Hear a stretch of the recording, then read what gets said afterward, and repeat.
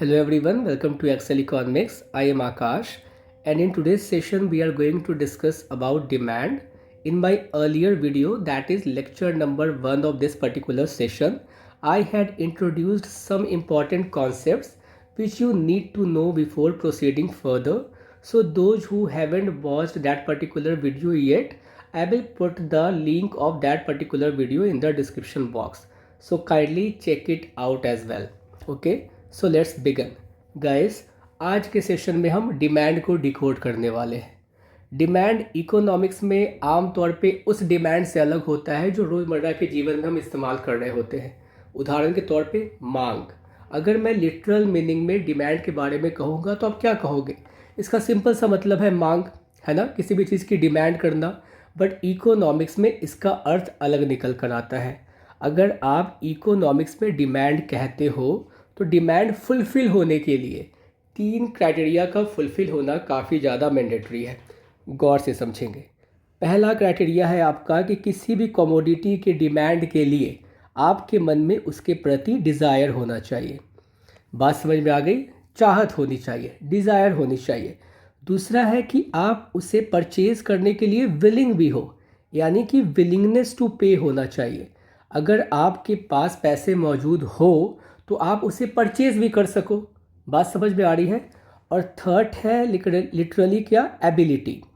आप उसे परचेज़ करने के लिए समर्थ भी होने चाहिए, यानी कि एबिलिटी भी होनी चाहिए। उदाहरण के तौर पे अगर मैं किसी ऐसी वस्तु का डिमांड करता हूँ कि मुझे एक लग्जरी कार की रिक्वायरमेंट है, मैं डिमांड करता हूँ कि मेरे पास एक लग्जरी कार हो, लेकिन क्या मेरे डिमांड करने भर से मैं फुलफ़िल कर पा रहा हूँ? नहीं। अगर मेरी चाहत है, बहुत अच्छी बात है, डिज़ायर फुलफ़िल हो रही है। अगर मैं इच्छुक हूँ उसे लेकर, मैं अगर अपने मन में ऐसा सोच रहा हूँ कि अगर मेरे पास उतने अमाउंट में पैसे मौजूद हैं तो मैं पे भी कर दूँ उसके लिए, तो मैं अपनी इच्छा जाहिर कर रहा हूँ, विलिंगनेस बता रहा हूँ। लेकिन फिर बारी आती है एबिलिटी की। क्या वाकई मेरा पॉकेट मनी मुझे सपोर्ट करता है कि मैं परचेज़ कर सकूँ? अगर मैं एबल हूँ और ये क्राइटेरिया भी फुलफ़िल हो रही है, आप देख रहे हो कि तीनों क्राइटेरिया बिल्कुल सीक्वेंस में फुलफ़िल हो रही है, तब आप कहोगे क्या कि आपकी डिमांड भी फुलफ़िल हो रही है।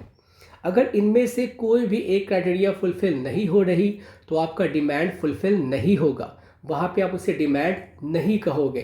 तो डिमांड फुलफ़िल होने के लिए डिज़ायर, विलिंगनेस टू पे एंड एबिलिटी टू पे, ये तीनों के तीनों क्राइटेरिया फुलफ़िल होने काफ़ी ज़्यादा ज़रूरी है। ओके, आप डिमांड को डिफ़ाइन कैसे करते हो? आप डिमांड को डिफ़ाइन कुछ इस प्रकार से करते हो कि आप अलग अलग क्वांटिटीज़ को अलग अलग प्राइस पॉइंट पे परचेज़ कर पा रहे हो। उदाहरण के तौर पे जैसा कि हमें सुनने को मिलता है, बहुत लोग इसके पीछे का लॉजिक नहीं समझते, बस केवल ये जान जाते हैं कि हाँ, अगर हम डिमांड की बात कर रहे हैं तो डिमांड कर्व हमें देखने को मिलता है डाउनवर्ड स्लोपिंग, जहाँ पे एक्स एक्सिस पे आप बताते हो कि यहाँ पे क्वांटिटी है, वाई एक्सिस पे आपकी प्राइस होती है। किसी प्राइस को मान लेते हैं कि हमने सेट कर दिया, वो प्राइस है हमारा 10 रुपये, और इस 10 रुपये पे हम किसी भी कमोडिटी के 5 क्वांटिटी को परचेज़ कर रहे हैं। और जैसे ही इस कमोडिटी का प्राइस 10 रुपये से गिरता है, उदाहरण के तौर पे 5 हो जाता है, आप देखो यहाँ प्राइस डिक्लाइन हो रही है, आप क्या करोगे? आप क्वांटिटी डिमांड को इंक्रीज़ कर दोगे। हो सकता है आप 5 से 10 क्वांटिटी परचेज़ करना शुरू कर दो। आप पहले ए पॉइंट को एक्सेस कर पा रहे थे, प्राइस घटने की वजह से अब आप बी पॉइंट को एक्सेस कर पा रहे हो। तो आप अलग अलग क्वांटिटी को अलग अलग प्राइस पॉइंट पे परचेज़ कर पा रहे हो, और जैसे ही इन सारे पॉइंट्स को आप मिलाते हो तो आपको एक डाउनवर्ड स्लोपिंग डिमांड कर्व देखने को मिलती है। हम आगे अभी ये भी समझेंगे कि आपकी डिमांड कर्व डाउनवर्ड स्लोपिंग क्यों होती है, और ये काफ़ी ज़्यादा इंपॉर्टेंट क्वेश्चन है आपके एग्जामिनेशन पॉइंट ऑफ व्यू से। तो हम समझेंगे उसके डिफरेंट रीजन्स क्या क्या होते हैं, है ना। अभी आप समझ चुके हो कि डिमांड होती क्या है, अब आपको जानना है कि डिमांड स्केड्यूल क्या है। तो डिमांड स्केड्यूल और कुछ नहीं है, वो बस एक टेबुलेशन है। आप जब टेबल को बनाते हो, अगर आप इंडिविजुअल के पैटर्न को समझने की कोशिश कर रहे हो कि एक इंडिविजुअल अलग अलग प्राइस पॉइंट पे कितनी कितनी क्वांटिटी को परचेज़ कर रहा है, और आप उसे टेबल के फॉर्म में दर्शा रहे हो, तो आप उसे इंडिविजुअल डिमांड स्केड्यूल कहते हो। और जैसे ही आप एक से ज़्यादा इंडिविजुअल के डिमांड पैटर्न को समझने की कोशिश कर रहे हो कि अलग अलग प्राइस पॉइंट पे वो कितना कितना क्वांटिटी परचेज़ करने वाला है, तो आप उसे कह रहे होते हो क्या, मार्केट डिमांड कर्व, जो कि आप यहाँ पे देख पा रहे हो। आप जैसे कि देखिए इंडिविजुअल डिमांड कर्व में आप यहाँ पे देख पाएंगे एक कॉम्बिनेशन आपको ए देखने को मिल रहा है। यहाँ पे प्राइस ऑफ आइसक्रीम कितनी रखी गई है, अगर 1 रुपये दाम है उसका तो कंज्यूमर उसकी 4 क्वांटिटी को डिमांड कर रहा है। जैसे ही प्राइस उसकी बढ़ती है वो क्वांटिटी डिमांड को रिड्यूस कर दे रहा है, 4 से 3 पे आ रहा है। फिर उसकी प्राइस जब 3 हो जाती है, पहले से और बढ़ती है, तो वो क्या कर रहा है, क्वांटिटी डिमांड को और रिड्यूस कर रहा है, एंड सो ऑन। तो आप ये देख रहे हो, तो ये किसी इंडिविजुअल के डिमांड पैटर्न को कैप्चर किया गया है अलग अलग प्राइस पॉइंट पे। आप जैसे ही मार्केट डिमांड पे आओगे तो आप देखोगे यहाँ पे 2 कंज्यूमर आ जाएंगे, एक है आपका पी, एक है आपका क्यू। ठीक है, अब हम क्या करते हैं, मार्केट डिमांड को ट्रैक करने के लिए आप इन दोनों के कंजम्पशन पैटर्न को जोड़ देते हो कि वो अलग अलग प्राइस पे कितना क्वांटिटी परचेज करने वाला है। 4 + 5 9, 3 + 4 7, इस प्रकार से, और उसके अकॉर्डिंग आप डिमांड कर्व ड्रॉ करने की कोशिश कर रहे होते हो। हाँ, मैं एक इम्पॉर्टेंट बात आपको यहाँ बता देता हूँ, जब भी आप इंडिविजुअल डिमांड कर्व को ड्रॉ करोगे तो वो थोड़ा आपको स्टीपर साइड देखने को मिलेगा। स्टीपर यानी कि थोड़ा शार्प। तो ये आप बोलते हो क्या, ये है हमारा इंडिविजुअल डिमांड कर्व। ओके, और उसी प्रकार से अगर आपको थोड़ा फ्लैटर डिमांड कर्व देखने को मिल रहा है तो आप समझिए वो कुछ इस प्रकार से देखने को मिलेगा। ओके, इस तरीके से ये थोड़ा फ्लैटर साइड है, तो आप कहोगे क्या, ये है market demand curve. Market demand curve flatter इसीलिए होती है क्योंकि आप डिफरेंट कंज्यूमर्स के डिमांड पैटर्न को समेशन कर रहे होते हो, तो ये थोड़ा ब्रॉड होता चला जाता है। ठीक है, आगे हम इसे फर्दर डिस्कस करने वाले हैं। ओके देन, तो हम बढ़ते हैं आगे और देखेंगे यहाँ पे डिमांड कर्व के बारे में विस्तार से समझेंगे। डिमांड कर्व क्या है, ये एक ग्राफिकल रिप्रेजेंटेशन है। जैसे मैंने आपको अभी ग्राफ के तौर पे समझाया, किसी कमोडिटी का प्राइस पहले 10 रुपये था तो हम 5 क्वांटिटी परचेज़ कर रहे थे। जैसे ही प्राइस घटकर 5 रुपये होती है तो हम 10 क्वांटिटी परचेज़ कर रहे होते हैं, 10 units of that particular commodity. तो मैंने उसके बाद क्या किया, एक कर्व ड्रॉ किया जो कि मुझे डाउनवर्ड स्लोपिंग देखने को मिली। तो डिमांड कर्व आपकी और कुछ नहीं, एक ग्राफिकल रिप्रेजेंटेशन है। किसका रिप्रेजेंटेशन है, आपके डिमांड स्केड्यूल का ही रिप्रेजेंटेशन है। मैंने भी तो वही कैप्चर करने की कोशिश की कि अलग अलग प्राइस पॉइंट पे उसकी क्वांटिटी में क्या क्या चेंजेस आ रहे हैं, कितनी कितनी क्वांटिटी वो परचेज कर रहा है। आइसक्रीम वाला उदाहरण लेकर, okay, so it is basically a curve that shows how quantity demanded of a commodity is related to its price. यानी कि हम देखने की कोशिश कर रहे होते हैं कि प्राइस से कैसे रिलेटेड है डिफरेंट क्वांटिटीज़ ऑफ गुड्स, है ना, कि वो प्राइस कैसी हरकतें दिखा रहा है, तो क्वांटिटी डिमांड में क्या चेंजेस आ रहे हैं, और जब हम उन्हें ड्रॉ करते हैं तो वो हमारा एक डिमांड कर्व बनकर आता है। तो डिमांड कर्व भी आप समझ चुके हो, एक आपका इंडिविजुअल डिमांड कर्व है और एक आपकी मार्केट डिमांड कर्व है, जो मैं ऑलरेडी डिस्कस कर चुका हूँ, तो मैं इसको फर्दर इलाबोरेट नहीं कर रहा हूँ, आप बखूबी समझ चुके होंगे। ओके, तो आप यहाँ पे देख सकते हो मार्केट डिमांड कर्व, यानी कि एक इंडिविजुअल पी का फिर एक इंडिविजुअल क्यू का, दोनों का समेशन किया तो एक फ्लैटर डिमांड कर्व हमें देखने को मिलता है, जो हमारा मार्केट डिमांड कर्व है। ओके देन, आगे बढ़ते हैं। नेक्स्ट आपको समझना है डिमांड फंक्शन। अब देखिए डिमांड फंक्शन क्या है। जब भी हम फंक्शन की बात कर रहे होते हो तो यहाँ पे फंक्शन का मतलब समारोह नहीं है ना, क्योंकि अगर आप जाकर गूगल पे इसे जो लोग कहते हैं ना कि सर हिंदी में बताइए, तो कई मायनों में इसके मायने ही बदल जाते हैं अगर आप डायरेक्टली ट्रांसलेशन कर रहे होते हो। तो मैंने देखा क्या, हिंदी में फंक्शन का मतलब उन्होंने समारोह बता दिया, तो वहाँ पे और भी ज़्यादा कन्फ्यूजन पैदा होती है। यहाँ पे मतलब है रिलेशनशिप से, ठीक है। It shows the relationship between demand of a commodity and its various determinants, यानी कि फैक्टर्स अफेक्टिंग डिमांड। उदाहरण के तौर पे आपके डिमांड को वैसे कौन कौन से फैक्टर्स हैं जो प्रभावित कर सकते हैं, तो आप उसे उसी प्रकार से लिखते हो कि किसी भी कमोडिटी का डिमांड जो आप कर रहे हो वो डिपेंड कर रहा है, वो निर्भर कर रहा है, वो फंक्शन है किसका, उसके कमोडिटी के प्राइस का, है ना, उस कमोडिटी से उस कमोडिटी के रिलेटेड प्राइस का। बात समझ में आ रही है। फिर कंज्यूमर का इनकम कैसा है, उसकी टेस्ट और प्रेफरेंस कैसी है, वो फ्यूचर में क्या एक्सपेक्टेशन रख रहा है, वो साइज ऑफ अ पॉपुलेशन क्या है, या फिर डिस्ट्रीब्यूशन ऑफ इनकम किस प्रकार से हुआ है। तो आप यहाँ पे फर्दर इसे चेकआउट कर सकते हो। तो ये सारी कुछ वैसी चीज़ें हैं, फैक्टर्स हैं जो हमारे डिमांड को क्या करती है, इन्फ्लुएंस करती है। अगर आपकी इनकम कम है, ऑब्वियस सी बात है आप डिमांड कम करोगे किसी भी कमोडिटी का। आपकी अगर इनकम ज़्यादा है तो आप डिमांड ज़्यादा कर सकते हो, है ना। तो ऐसी बहुत सारी चीज़ें होती हैं। किसी कमोडिटी की प्राइस बहुत ज़्यादा है तो आप उसके क्वांटिटी को कम डिमांड करोगे, अगर प्राइस कम है तो आप ज़्यादा क्वांटिटी में परचेज़ कर सकते हो। तो ये तमाम तरह की चीज़ें हमारे डिमांड पैटर्न को क्या करती है, इन्फ्लुएंस करती है। तो आप इसे डिमांड फंक्शन कहते हो। ओके, आगे देखिए, इसको हम बारीकी से समझ लेते हैं कि सब कुछ है क्या बेसिकली। अब देखो डिटर्मिनार्स ऑफ डिमांड, और आपसे क्वेश्चन ये भी पूछे जा सकते हैं। अभी जब मैंने फर्स्ट वीडियो अपलोड किया था तो कई सारे स्टूडेंट ने मुझे कहा कि सर माइक्रो इकोनॉमिक्स में इंपॉर्टेंट क्वेश्चंस कौन कौन से आ सकते हैं। तो आज के सेशन को मैंने वैसे ही डिज़ाइन किया है। अगर आपसे ये सवाल पूछा जाए कि what are the factors affecting demand, ठीक है, या फिर what are the determinants of demand, ये सवाल डायरेक्टली आपसे पूछा जा सकता है। तो आपको आंसर इसी प्रकार से करना है। पहला क्या है, प्राइस ऑफ अ कमोडिटी।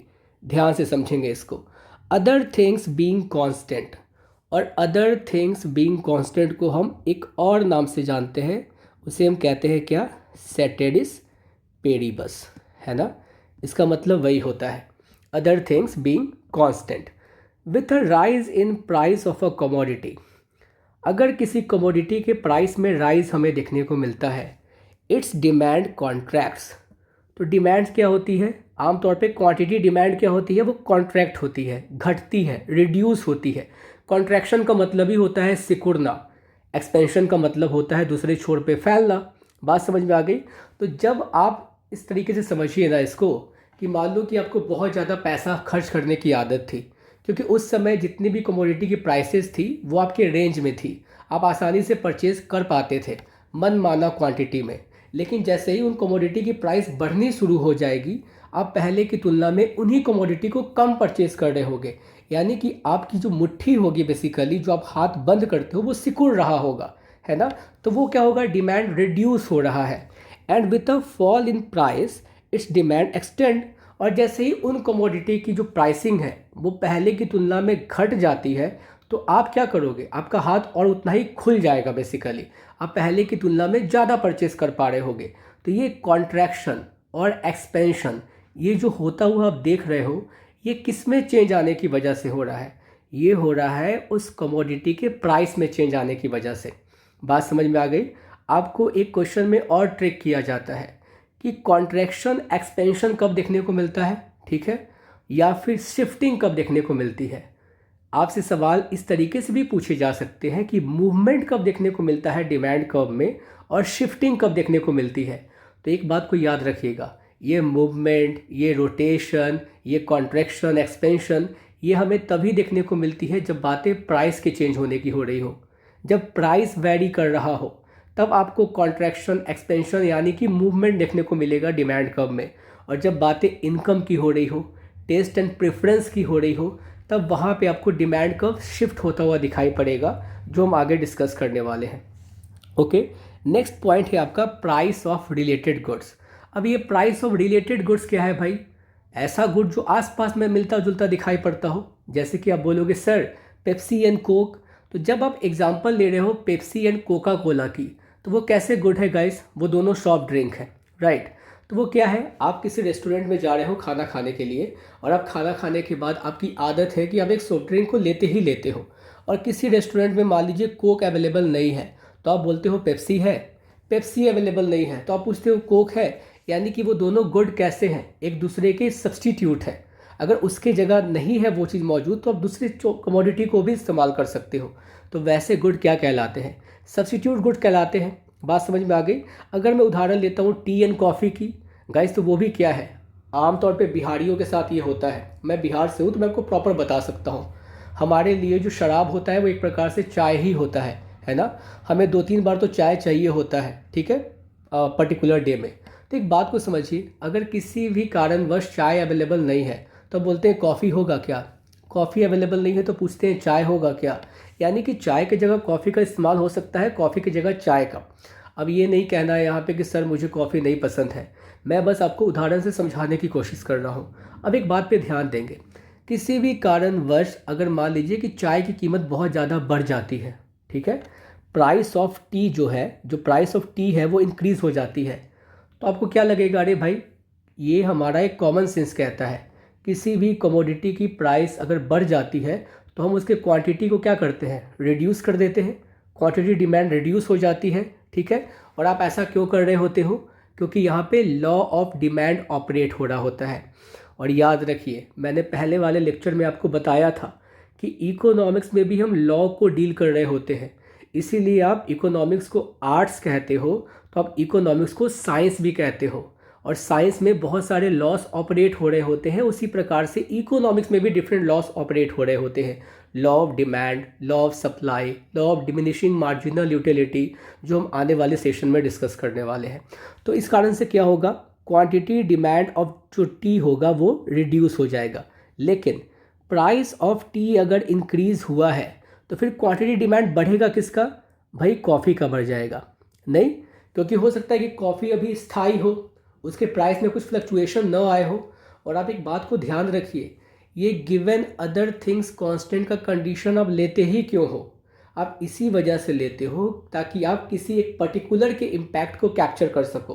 अब मान लीजिए कॉफ़ी में भी चेंजेस आ रहे हैं, उसी समय में आपके टी में भी चेंजेस आ रहे हैं, आपके इनकम में भी चेंजेस आ रहे हैं, टेस्ट एंड प्रेफरेंस में भी चेंजेस आ रहे हैं, हर कुछ मतलब कि लगातार वैरी ही करता चला जा रहा है। तो आप कैप्चर करोगे कैसे, इसी वजह से आप सर्टेन चीज़ों को कांस्टेंट मानते हो और केवल प्राइस में और उस कमोडिटी के डिमांड में जो चेंजेस आ रही है केवल उसे कैप्चर करना चाहते हो।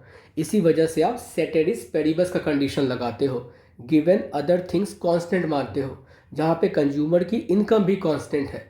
आप एक बात को सोचिए ना, ये लॉ ऑपरेट तभी हो रही है ना जब आपकी इनकम भी कांस्टेंट है।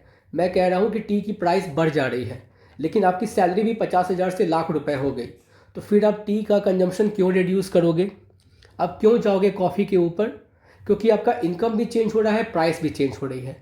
इसी वजह से मैं कह रहा हूँ कि सेटेरिस पेरिबस का कंडीशन आप इसीलिए लगाते हो, उस समय आप कंज्यूमर के इनकम को कांस्टेंट मानते हो और केवल चेंज को कैप्चर करना चाहते हो, प्राइस में आने वाले चेंज एंड क्वांटिटी डिमांड में आने वाले चेंज। तो इन बातों को ध्यान रखना है, बहुत सारे लोग बस रट जाते हैं, उसके पीछे के लॉजिक को नहीं समझते। ओके, तो इस कारण से जब आपके प्राइसिंग में चेंज आ रही है टी के, तो कमोडिटी का जो डिमांड होगा कॉफ़ी का वो बढ़ जाएगा, क्वांटिटी डिमांड बढ़ जाएगी कॉफ़ी की। तो ये सब्स्टिट्यूट गुड्स का कंडीशन है। कॉम्प्लीमेंट्री गुड्स क्या होता है गाइस, जैसे कि आप बोलोगे sir car and petrol, car and petrol. अब एक बात को समझिए, सरकार अभी क्या करे, पेट्रोल की कीमत मान लेता हूँ मैं कि 107 रुपये है प्रति लीटर, ठीक है। अब सरकार क्या करे, ये ऐलान कर दे कि मैं इसका प्राइस बिल्कुल कम कर रहा हूँ, मैं 50 रुपये प्रति लीटर कर रहा हूँ। गाइस इस कारण से क्या होगा पता है, कार की डिमांड बढ़ जाएगी मार्केट में, क्योंकि लोगों को कार चलाना बहुत सस्ता पड़ने वाला है।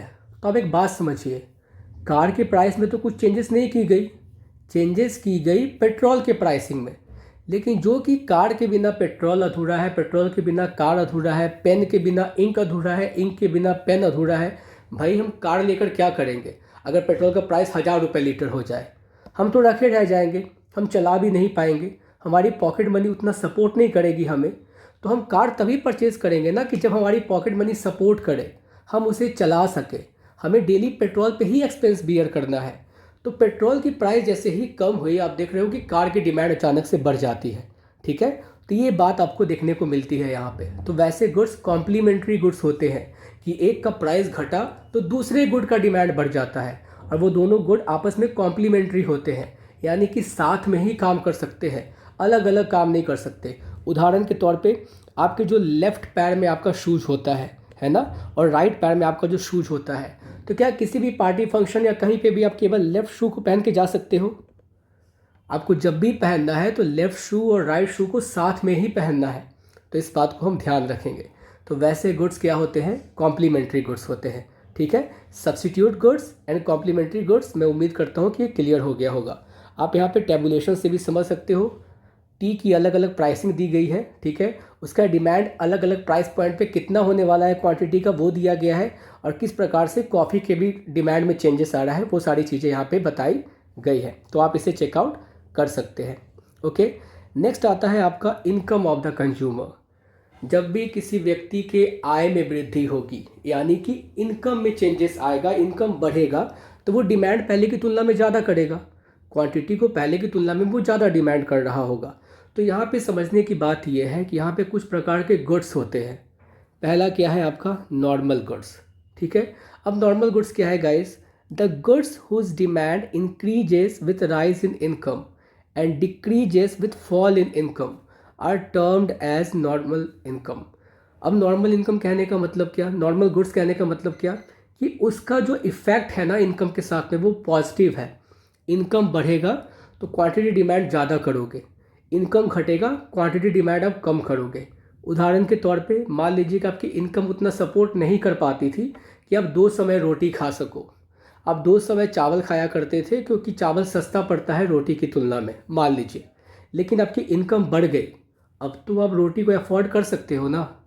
अब तो आप 2 समय रोटी खा सकते हो, अब चाहो तो तीनों समय रोटी खा सकते हो. तो ये जो राइस हो गए, वीट हो गए, इन तमाम तरह के जो गुड्स होते हैं, इनके क्वांटिटी को आप पहले की तुलना में ज़्यादा डिमांड कर सकते हो अगर आपकी इनकम बढ़ जाती है. और वही अगर आपकी इनकम घट जाती है तो जो आप पहले केवल एक समय भी रोटी खा रहे थे, हो सकता है आपको तीनों समय चावल खाना पड़े, क्योंकि इनकम घटा तो आपको क्वांटिटी डिमांड को और रिड्यूस करना पड़ेगा. तो वैसे गुड्स होते हैं नॉर्मल गुड्स. एक बात को याद रखेंगे, इनकम के साथ यहाँ पे पॉजिटिव रिलेशनशिप है.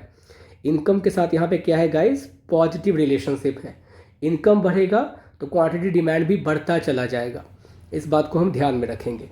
एनीवे, अगला गुड है आपका इन्फीरियर गुड्स. इसका जस्ट उल्टा, अगर आपकी इनकम बढ़ेगी तो आप इन प्रकार के गुड्स के क्वांटिटी डिमांड को घटा दोगे, है ना. The goods whose demand decreases with rise in consumer income and increases with fall in income related as inferior goods. और यहाँ पे आपको इन्वर्स रिलेशनशिप देखने को मिलता है इनकम और इन्फीरियर गुड्स पे. अब ऐसा क्यों हो रहा है गाइस, सपोज करो कि आप इस तरीके से समझिए, आप एक रोटी बनता है घर पे आटे की, एक रोटी बनती है बाजरे की.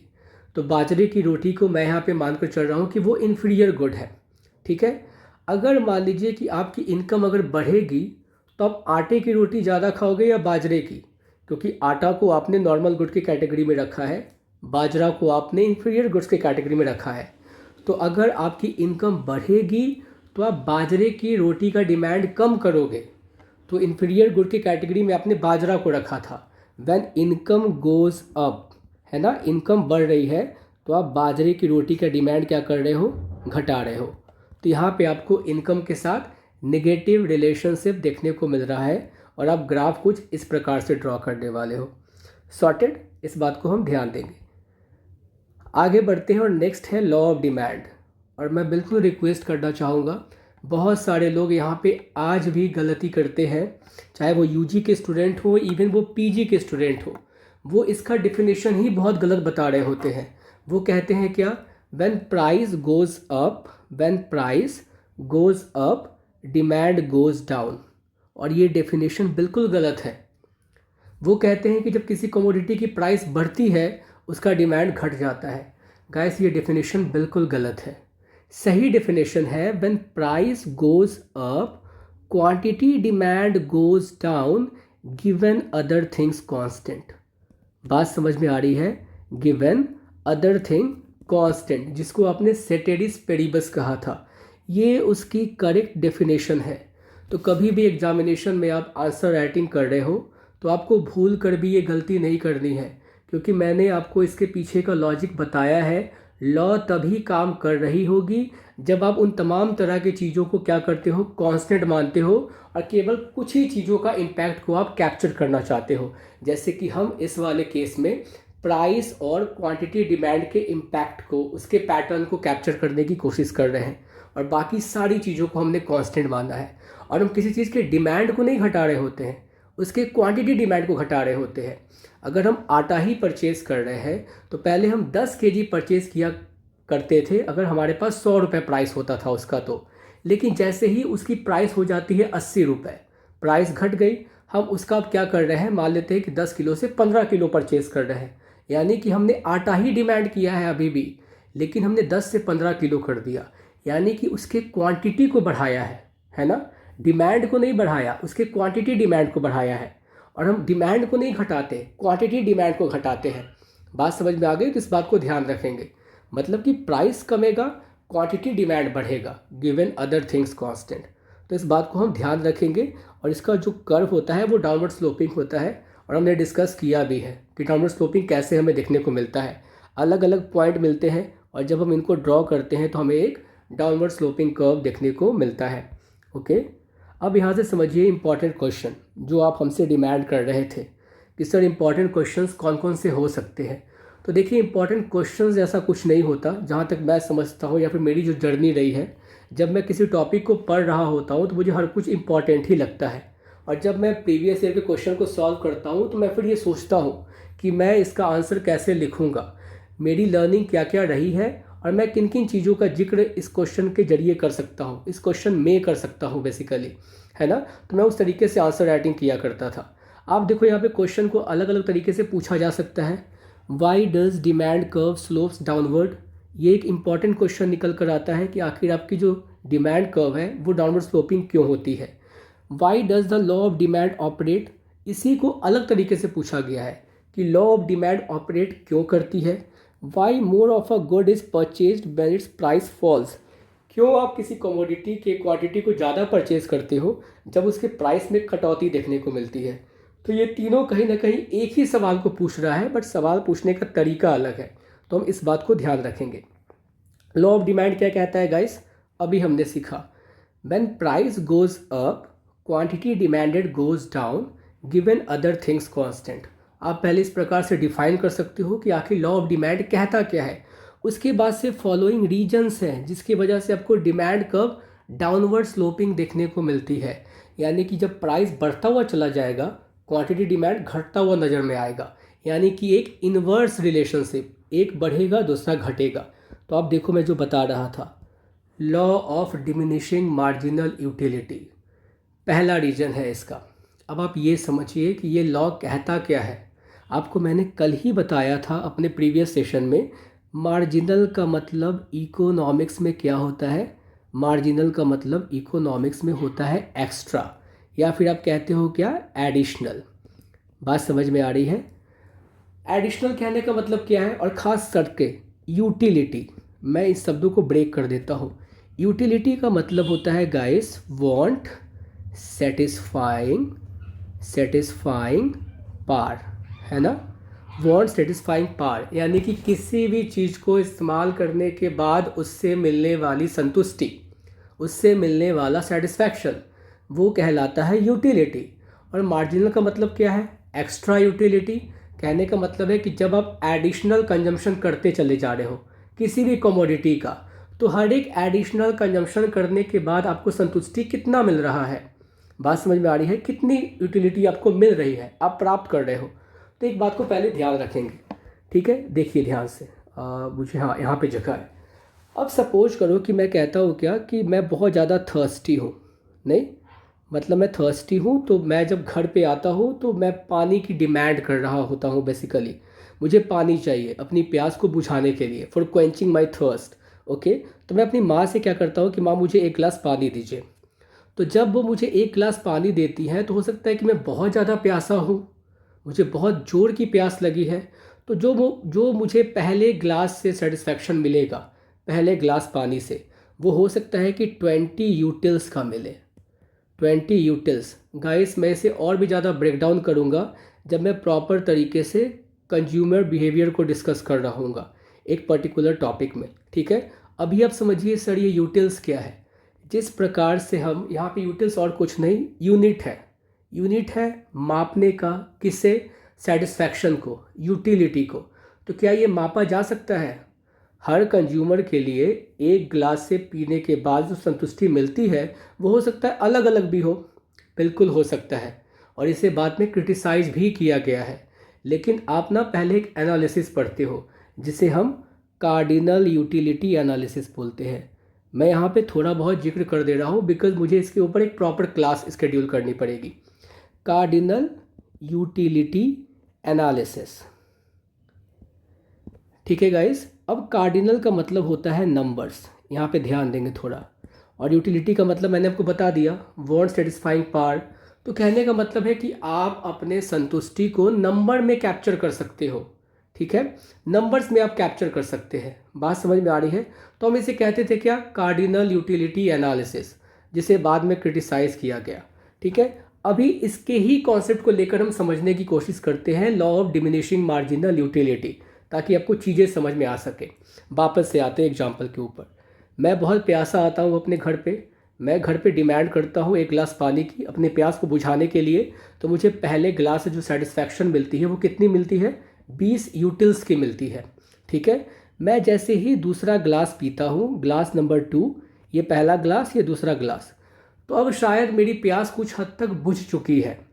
पहले वाले ग्लास से मुझे बहुत ज़्यादा सेटिस्फैक्शन मिला, अब दूसरे ग्लास जब मैं पीने वाला होऊंगा तो मुझे हो सकता है कि पहले की तुलना में कम सेटिस्फैक्शन मिले, क्योंकि पहले वाले ग्लास का कंजप्शन करने के बाद ही मेरी प्यास बहुत हद तक बुझ गई। तो मुझे इसके बाद मिलता है 15 यूटिल्स का सेटिस्फैक्शन। अब मेरी मम्मा कहती है कि तुम बहुत दूर से आ रहे हो, तुम एक काम करो कि तुम एक गिलास पानी और पी लो, तुम्हें बहुत तेज़ की प्यास लगी होगी। मैं बोलता हूँ ठीक है मम्मा, मुझे दे दीजिए। तो अब मुझे जो सेटिस्फैक्शन मिल रहा है गाइस, वो मिल रहा है क्या, 10 न्यूटल्स का, क्योंकि मैं 2 ग्लास पानी ऑलरेडी पी चुका हूँ। तो आप देख रहे हो क्या, अगर मैं किसी कमोडिटी को, यहाँ पे आप पानी को ही कमोडिटी समझिए, लगातार कंजम्पशन कर रहा हूँ, लगातार इस्तेमाल कर रहा हूँ, तो उससे मिलने वाला सेटिस्फैक्शन रिड्यूस होता चला जा रहा है, घटता चला जा रहा है। 20, 15, 10, हो सकता है कि मेरी माँ बोले कि ठीक है तुम और भी पानी पियो, है ना। तो बोलता हूँ कि ठीक है मम्मा, हो गया। मेरा क्या है ना कि बिल्कुल ये जीरो पे आ गया है, यानी कि जैसे ही जीरो पे आया यानी कि मैं हो गया फुल। मेरी प्यास जो है वो पूरे तरीके से बुझ चुकी है। अब मुझे इसके अलावा पानी का गिलास नहीं चाहिए। पर मेरी मम्मा कहाँ समझने वाली, वो हमेशा पहले से ज़्यादा ही देती हैं हमें, है ना। तो अब सपोज करोगे वो कहती है क्या कि ठीक है तुम एक और ग्लास कंज्यूम करो, और हो सकता है गाइस इसके बाद मैं -10 पे चला जाऊँ। सर अब ये -10 कैसे आएगा, हो सकता है कि मैं वोमिट कर दूँ, है ना, जितना पानी पिया हूँ वो बाहर आ जाए। यानी कि अभी तक आप देखो, पहले वाले ग्लास से जो मुझे संतुष्टि मिल रहा था, मैं जैसे ही 5वें ग्लास पे पहुँचा हूँ वही संतुष्टि असंतुष्टि में बदल गई। नहीं, मैंने वोमिट कर दिया। अब मुझे वही पानी अच्छा नहीं लग रहा। क्यों नहीं लग रहा, क्योंकि मैंने किसी कमोडिटी को लगातार इस्तेमाल किया है, और हर एक्स्ट्रा, हर एडिशनल, हर मार्जिनल इस्तेमाल करने के साथ साथ उससे मिलने वाला सेटिस्फैक्शन घटता चला गया। एक समय वो ऐसा समय आ गया कि जब बस हो गया, मैं फुल हो चुका हूँ, टोटली सेटिस्फाइड हो चुका हूँ। अब मेरी प्यास बुझ चुकी है प्रॉपर तरीके से, लेकिन जैसे ही मैं लगातार और भी इस्तेमाल करूँगा, वही यूटिलिटी, संतुष्टि जो है वो डिसयूटिलिटी यानी कि असंतुष्टि में बदल जाएगी। ठीक है, कुछ ही पल में देखो कि जो चीज़ बहुत प्यारा लग रहा था, अब उसी चीज़ से नफरत होती हुई दिखाई पड़ रही है। तो ये लॉ कुछ ऐसे ही काम कर रहा होता है। और याद रखिए, लॉ हम उसे कह रहे होते हैं जो दिखता है होता हुआ। और आपको मैं बार बार इसीलिए कहता हूँ कि आप इकोनॉमिक्स को साइंस के दायरे में इसी वजह से रखते हो, क्योंकि यहाँ भी लॉ ऑपरेट होते हैं। और ये चीज़ें जो मैं अभी बता रहा हूँ, चाहे मैं लॉ ऑफ डिमांड के बारे में बताऊँ, मैं लॉ ऑफ सप्लाई के बारे में बताऊँ, या फिर मैं अभी जिक्र कर रहा हूँ law of diminishing marginal utility के बारे में, आप ये चीज़ को महसूस कर सकते हो, देख सकते हो, समझ सकते हो, फील कर सकते हो बेसिकली। तो law of diminishing marginal utility कहती क्या है, अगर आप किसी चीज़ का लगातार इस्तेमाल करते हो तो उससे मिलने वाला सेटिस्फैक्शन ओवर द टाइम घटता चला जाएगा। यही कहती है law of diminishing marginal utility. तो आप समझिए यहाँ पे भी इन्वर्स रिलेशनशिप है, कंजम्पशन बढ़ा रहे हो, सेटिस्फैक्शन घट रही है। बात समझ में आ रही है, आगे देखते हैं। नेक्स्ट है आपका इनकम इफेक्ट। मैंने आपको पहले ही बता दिया, इनकम में चेंज आने की वजह से आपके क्वांटिटी डिमांड में चेंज आना। Basically it refers to change in quantity demanded when real income of a buyer changes due to change in the price of the commodity. अब गाइस एक शब्द यहाँ पे आया है क्या, रियल इनकम, और बहुत सारे लोग इसमें भी कंफ्यूज होते हैं। तो मैं यहीं पे चीज़ों को क्लियर कर देता हूँ। What is the difference between real income and nominal income, यहीं पे समझ जाइए कि क्या अंतर है जब हम कह रहे होते हैं रियल इनकम, और क्या होता है नॉमिनल इनकम। उदाहरण के तौर पे सपोज करो कि मैं पहले 80 रुपये के प्राइस पॉइंट पे 5 केजी चावल परचेज कर पाता था।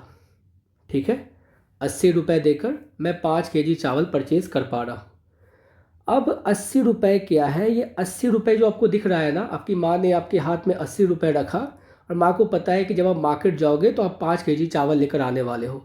तो ये जो आपकी हाथों में 80 रुपये दिख रहा है गाइस, यही आपका क्या है, नॉमिनल इनकम है। ठीक है, नॉमिनल इनकम। लेकिन आज होता क्या है कि आप पे थोड़ा मोदी जी मेहरबान हो जाते हैं, है ना, और वो क्या कहते हैं कि आज से चावल के प्राइसेस को कम किया जा रहा है, और या फिर चावल के प्राइसेस कम हो सकते हैं और भी बाकी सारे रीजन से, जैसे कि ओवर प्रोडक्शन हो गया, पहले की तुलना में ज़्यादा उत्पादन हुआ है चावल का।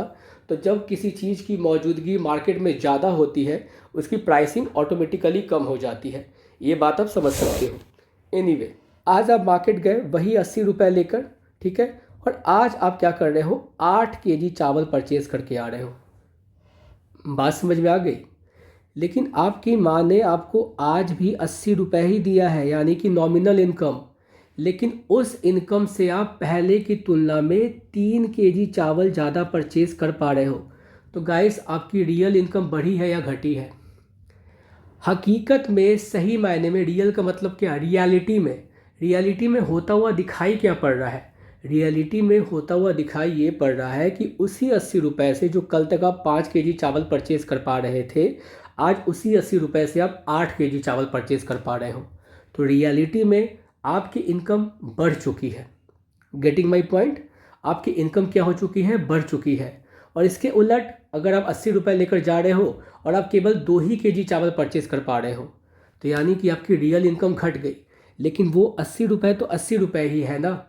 तो एज इट इज़ अमाउंट जो आपके हाथ में है वो कहलाता है नॉमिनल इनकम, और रियल इनकम जो होता है गाइस, वो होता है इन्फ्लेशन एडजस्टेड, है ना, इन्फ्लेशन एडजस्टेड।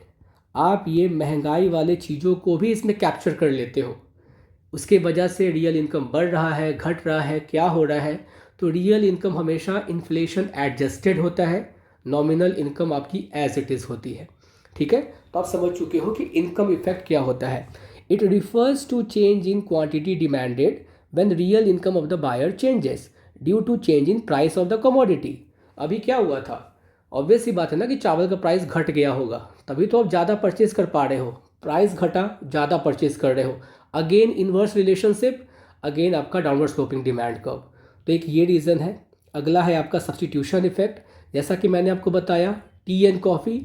गाइस, अगर टी का प्राइस बढ़ेगा तो आप क्या करोगे? उसके डिमांड को कम कर दोगे, क्वांटिटी डिमांड को कम कर दोगे। अगेन इन्वर्स रिलेशनशिप, बात समझ में आ रही है? तो ये सारे रीजन हैं, ठीक है। उसके बाद देखिए न्यू कस्टमर्स। अब न्यू कस्टमर्स क्या है? When the price of commodity falls, जब किसी कमोडिटी के प्राइस में गिरावट देखने को मिलता है, सम माफ़ कीजिएगा, some new customers start purchasing the commodity as now even they afford to buy it. Contrary to it, when price rises, some old consumers might stop purchasing the good, thus demand decreases. अब एक बात समझिए, यानी कि किसी commodity के price में change आया है, तो जो पहले के एग्जिस्टिंग कस्टमर्स हैं उनको पता है कि भाई इसकी प्राइस पहले इतनी नहीं थी, अब इसकी प्राइस बढ़ चुकी है, तो वो क्या करेंगे? उसके क्वांटिटी डिमांड को कम कर देंगे, यानी कि ऑपोजिट हो रहा है। और न्यू कस्टमर क्या करते हैं कि जब प्राइस मान लो किसी कमोडिटी की घट रही है तो वो कमोडिटी को परचेज करना शुरू कर देते हैं, है ना। तो ये जो नए कस्टमर पुराने कस्टमर वाला खेल है, तो ये कुछ बेसिकली बहुत ज़्यादा इंपॉर्टेंट पॉइंट नहीं है, ठीक है। इंपॉर्टेंट पॉइंट में आप ना केवल ये लिख सकते हो। इस क्वेश्चन का आंसर आपका ये तीनों ही इंपॉर्टेंट है मेंशन करना, तो आपको इनके बातों पे, इसके इलाबोरेशन पे ज़्यादा ध्यान देना है। एक आप चाहो तो अगर आपका क्वेश्चन जो है वो लॉन्ग आंसर टाइप है तो आप इन सारे पॉइंटर्स को भी मेंशन कर सकते हो, अन्यथा उनसे भी काम चल जाएगा। डिफरेंट यूसेज कहने का मतलब क्या है गाइस? अब दूध से आप दही भी बना सकते हैं, आप खीर भी बना सकते हैं, आप मिठाई भी बना सकते हैं, यानी कि डिफरेंट यूसेज है। बात समझ में आ गई? अगर मान लीजिए कि दूध आपको मार्केट में बहुत सस्ते दामों पे मिल रहा है, तो आप चाहोगे कि ज़्यादा से ज़्यादा कमोडिटी बना ले भाई। आप मम्मी से डिमांड करोगे कि मुझे आज नाश्ते में खीर भी चाहिए, मुझे दही भी चाहिए, मुझे मिठाई भी चाहिए बेसिकली, है ना। तो आप डिमांड ज़्यादा कर रहे हो। लेकिन जैसे ही मान लीजिए कि आपको लगेगा कि प्राइस बहुत ज़्यादा है मार्केट में, तो मम्मा बोलेगी कि नहीं, केवल तुमको दही ही मिलेगा, या बोलो तुम्हें खीर चाहिए या मिठाई चाहिए, मैं कुछ एक ही बनाऊंगी। Are you getting my point? तो एक कमोडिटी के यहाँ पे डिफरेंट यूसेज है। प्राइस बढ़ता है तो आप रिस्ट्रिक्ट करते हो कि नहीं मुझे ज़्यादा नहीं बनाना, लेकिन प्राइस घटता है तो आप सोचते हो कि क्यों ना मैं वो भी बना दूँ, ठीक है, मेरे बच्चों को वो भी पसंद है। तो इस प्रकार से चीज़ें क्या होती हैं? इन्फ्लुएंस होती है। तो ये सारे चीज़ों को आप मेंशन कर सकते हैं अपने इस वाले क्वेश्चन में, तो ध्यान रखेंगे। नेक्स्ट पॉइंट है कि आपका exceptions to the law of demand. Exceptions कहने का मतलब क्या है गाइस? मतलब कि लॉ ऑफ डिमांड का काम ही ना करना। लॉ ऑफ डिमांड क्या कहती थी कि भाई जब प्राइस किसी कमोडिटी का घटेगा तो क्वांटिटी डिमांड बढ़ेगा गिवन अदर थिंग्स कांस्टेंट। लेकिन ऐसा होता हुआ दिखाई नहीं पड़ रहा। मतलब जो ये चीज़ें थी, प्राइस का बढ़ना, क्वांटिटी डिमांड का घटना, ये होता हुआ दिखाई नहीं पड़ेगा। तो फिर होगा क्या रियलिटी में? हो ये रहा है कि प्राइस जब बढ़ रही है तो क्वांटिटी डिमांड भी बढ़ रहा है। How is this possible? ऐसा कैसे हो सकता है सर? या ऐसा पॉसिबल भी है? लॉ फेल हो जा रही है। तो मुझे एक बात बताइए, क्या साइंस में लॉ फेल नहीं होती? साइंस में भी लॉ फेल होती है। अगर मैं आज धरती पे मौजूद हूँ, अर्थ सरफेस पे, मेरे हाथ में अगर एक गेंद है और मैं इसे आकाश की तरफ फेंकूंगा ऊंचाई पे, तो वो वापस से मेरे पास आ जाएगी। क्यों? Due to gravitational force. आप बोलोगे ना सर ग्रेविटी की वजह से वो नीचे आ गई, क्योंकि मैं उसको इस सरफेस पे क्या कर रहा हूँ, प्रैक्टिकल करके देख रहा हूँ कि मैं किसी चीज़ को ऊपर की तरफ फेंकता हूँ तो ड्यू टू ग्रेविटेशनल फोर्स वो नीचे की तरफ मेरे पास आ जाती है। लेकिन अगर मैं इसी बॉल को अंतरिक्ष में जाकर फेंकूँ तो क्या वो मेरे पास आएगी? नहीं आएगी, क्योंकि वहाँ पे ग्रेविटी ही नहीं है। वहाँ ग्रेविटी लगेगा ही नहीं, गुरुत्वाकर्षण लगेगी ही नहीं, वो बॉल नीचे आएगी ही नहीं। तो वही बॉल का सिनेरियो मेरे ऊपर फेंकने का, मैं अगर सिचुएशन को चेंज करता हूँ तो वो लॉ काम करना बंद कर देती है। उसी प्रकार से इकोनॉमिक्स में भी कुछ ऐसी घटना घटेगी जिसकी वजह से आपका लॉ ऑफ डिमांड काम नहीं करेगा। तो हम उसे बोलते हैं क्या? Exceptions of law of demand. और ये सवाल भी आपके लिए काफ़ी ज़्यादा इम्पॉर्टेंट है। इस क्वेश्चन को भी आप एक्सपेक्ट कर सकते हैं अपने एग्जामिनेशन में, तो ध्यान से समझेंगे। कौन कौन सा वैसा कंडीशन आएगा सर जहाँ पे लॉ ऑफ डिमांड काम नहीं कर रहा होगा? देखेंगे ध्यान से। Articles of distinction, prestige goods, conspicuous goods है क्या? Certain goods are purchase to emphasize status, prestige. Such goods will be purchased when sold at a higher price and are demanded less at the lower price. Example, precious diamonds, vintage cars, etc. Guys एक बात को समझिए, आज आपके हाथ में जो आमतौर पे लोगों की ना पहली डिमांड हो गई है, पहली पसंद हो गई है आईफोन। आईफोन, लोग आईफोन क्यों परचेज़ करना चाहते हैं? लोग आईफोन इसीलिए परचेज़ करना चाहते हैं बिकॉज वो फ़ोन उनको मार्केट में थोड़ा अलग दिखाता है बाकी लोगों से। क्यों? क्योंकि उन्हें लगता है कि मेरे पास आईफोन होना मेरे प्रेस्टीज की बात है। मतलब कि आईफोन की जो कीमत है वो लाख रुपए है, 1 लाख रुपए है, और कोई व्यक्ति 10,000 के मोबाइल को लेकर घूम रहा है। तो मैं भीड़ का हिस्सा नहीं बनना चाहता, मैं भीड़ का वजह बनना चाहता हूँ। ठीक है? भीड़ का वजह आप कैसे बन रहे हो? सारा भीड़ आपको देख रहा है, अरे देखो बंदे के पास आईफोन है। वो अलग बात है गाइस कि आजकल हर किसी के पास आईफोन हो रहा है, नहीं, और चाहे वो ईएमआई पे ही क्यों ना हो। एनीवे मैं उन चीज़ों पे नहीं जाना चाहता, इस बात पे ध्यान देंगे। अब एक बात को समझिए कि एक प्रेस्टीज की बात आप ले रहे हो और आप आईफोन की डिमांड तभी कर रहे हो जब उसकी प्राइसिंग ज़्यादा है। और आईफोन की पॉलिसी भी वही है एप्पल की। एप्पल कभी भी अपने कमोडिटी के प्राइसेस को सर्टेन पॉइंट से नीचे लेकर जा ही नहीं सकता, वरना वो मार्केट से आउट हो जाएगा। जैसे अगर एप्पल भी शाओमी के मोबाइल जितना प्राइस पे लेकर आ जाए कि मुझे भी 10,000 में बेचना है, तो फिर आईफोन में और शाओमी में कोई अंतर ही नहीं रह जाएगा। लगेगा कि अरे यार आईफोन की क्वालिटी भी 10,000 वाली हो गई है, इसीलिए शाओमी की तरह वो बेच रहा है। फिर वो आपस में कॉम्पिटिटर्स हो जाएंगे एक प्रकार से। ठीक है? तो आप सर्टेन कमोडिटी को डिमांड इसीलिए कर रहे हो, जितना ज़्यादा महंगा उतना ज़्यादा आप परचेज़ करोगे, उतना ज़्यादा आपको भीड़ में अलग दिखना है। आपको ऑल्टो कार नहीं चलानी, आपको फॉर्चूनर चलानी है, लैम्बोर्गिनी चलानी है। क्यों? क्योंकि जितना ज़्यादा प्राइस बढ़ रहा है कुछ लोग उतना ज़्यादा डिमांड कर रहे हैं उसकी। तो भैया प्राइस जब बढ़ रहा है तो आप क्वांटिटी बढ़ा रहे हो, फेल हो गया ना आपका लॉ ऑफ डिमांड। तो ये कंडीशन होती है, एक्सेप्शन होता है। अगला है आपका गिवन गुड, जिस कॉन्सेप्ट ने मुझे भी बहुत ज़्यादा परेशान किया है अपने समय में, लेकिन मैं आज इसे डिकोड करना चाहता हूँ, है ना। Just give me a second. एक बात को समझेंगे, ये गिवन गुड का कॉन्सेप्ट दिया गया था रॉबर्ट गिफन के द्वारा। ठीक है, रॉबर्ट गिफन के द्वारा। बात समझ में आ गई? अब एक बात को समझिए, ये रहा आपका क्या, इन्फीरियर गुड। मान लीजिए कि ये सारा क्या है, इन्फीरियर गुड है। ठीक है, इन्फीरियर गुड, ओके। और इसका एक पार्ट होता है, मतलब इससे भी बुरा, समझ रहे हो आप, तो वो क्या है आपका गिफन गुड। गिफन गुड, इसीलिए आप कहते हो क्या, all Giffen goods are inferior good, क्योंकि वो इन्फीरियर गुड के अंदर ही आ रहा है। But all given goods are not inferior good. बात समझ में आ रही है? All given goods are inferior but all inferior are not given. ठीक है, सारा का सारा इन्फीरियर गिवन नहीं होता, लेकिन सारा गिवन जो है वो इन्फीरियर जरूर होता है। Are you getting my point? क्योंकि गिवन क्या है, इसका ही एक छोटा सा पार्ट है। अब एक बात को ध्यान से समझिए, आखिर ये है क्या। यहाँ पे भी पॉलिसी वही काम करेगी कि जब प्राइस बढ़ रहा होगा तो क्वांटिटी डिमांड भी बढ़ रहा होगा, तभी तो ये एक्सेप्शन में लिखा गया है। लॉ ऑफ डिमांड यहाँ पे फेल हो रही है ना। अब एक बात को समझिए होता क्या है। सपोज करो उन्होंने कुछ स्टडी किया था, वैसा मुझे भी एग्जैक्ट याद नहीं आ रहा, बट मैं आपको अपने तरीके से समझाने की कोशिश करता हूँ। सपोज करो एक व्यक्ति है जो कि लेबर क्लास से आता है, वो बहुत ज़्यादा पुअर है, वो अफ्रीकन कंट्री में है, काम करता है। और आप जानते हो कि मैक्सिमम जो अफ्रीकन कंट्रीज़ है वो बहुत ज़्यादा पुअर कैटेगरी में आते हैं। ठीक है, और कई कंट्रीज़ तो वैसे हैं जहाँ पे लोगों को केवल एक समय का खाना मिलता है पूरे दिन काम करने के बाद में। ठीक है, अब एक बात समझिए कि एक कैटेगरी में रखता हूँ क्या, वीट, ठीक है, आटे से बनी रोटी, एक में रखता हूँ क्या, बाजरे से बनी रोटी, और एक में रखता हूँ क्या, ज्वार से बनी रोटी। ठीक है, मैं उतना डिफरेंस नहीं जानता, बट मैं आपको समझाने की कोशिश कर रहा हूँ। तो ये मान लो कि ये नॉर्मल है, नॉर्मल गुड। ठीक है, ये मैं बाजरा को रख रहा हूँ इन्फीरियर में, और मैं ज्वार को रख रहा हूँ किस में, गिफन में। ठीक है, क्योंकि ये इन्फीरियर से भी थोड़ा सा नीचे कैटेगरी का होता है, लोअर क्वालिटी का होता है।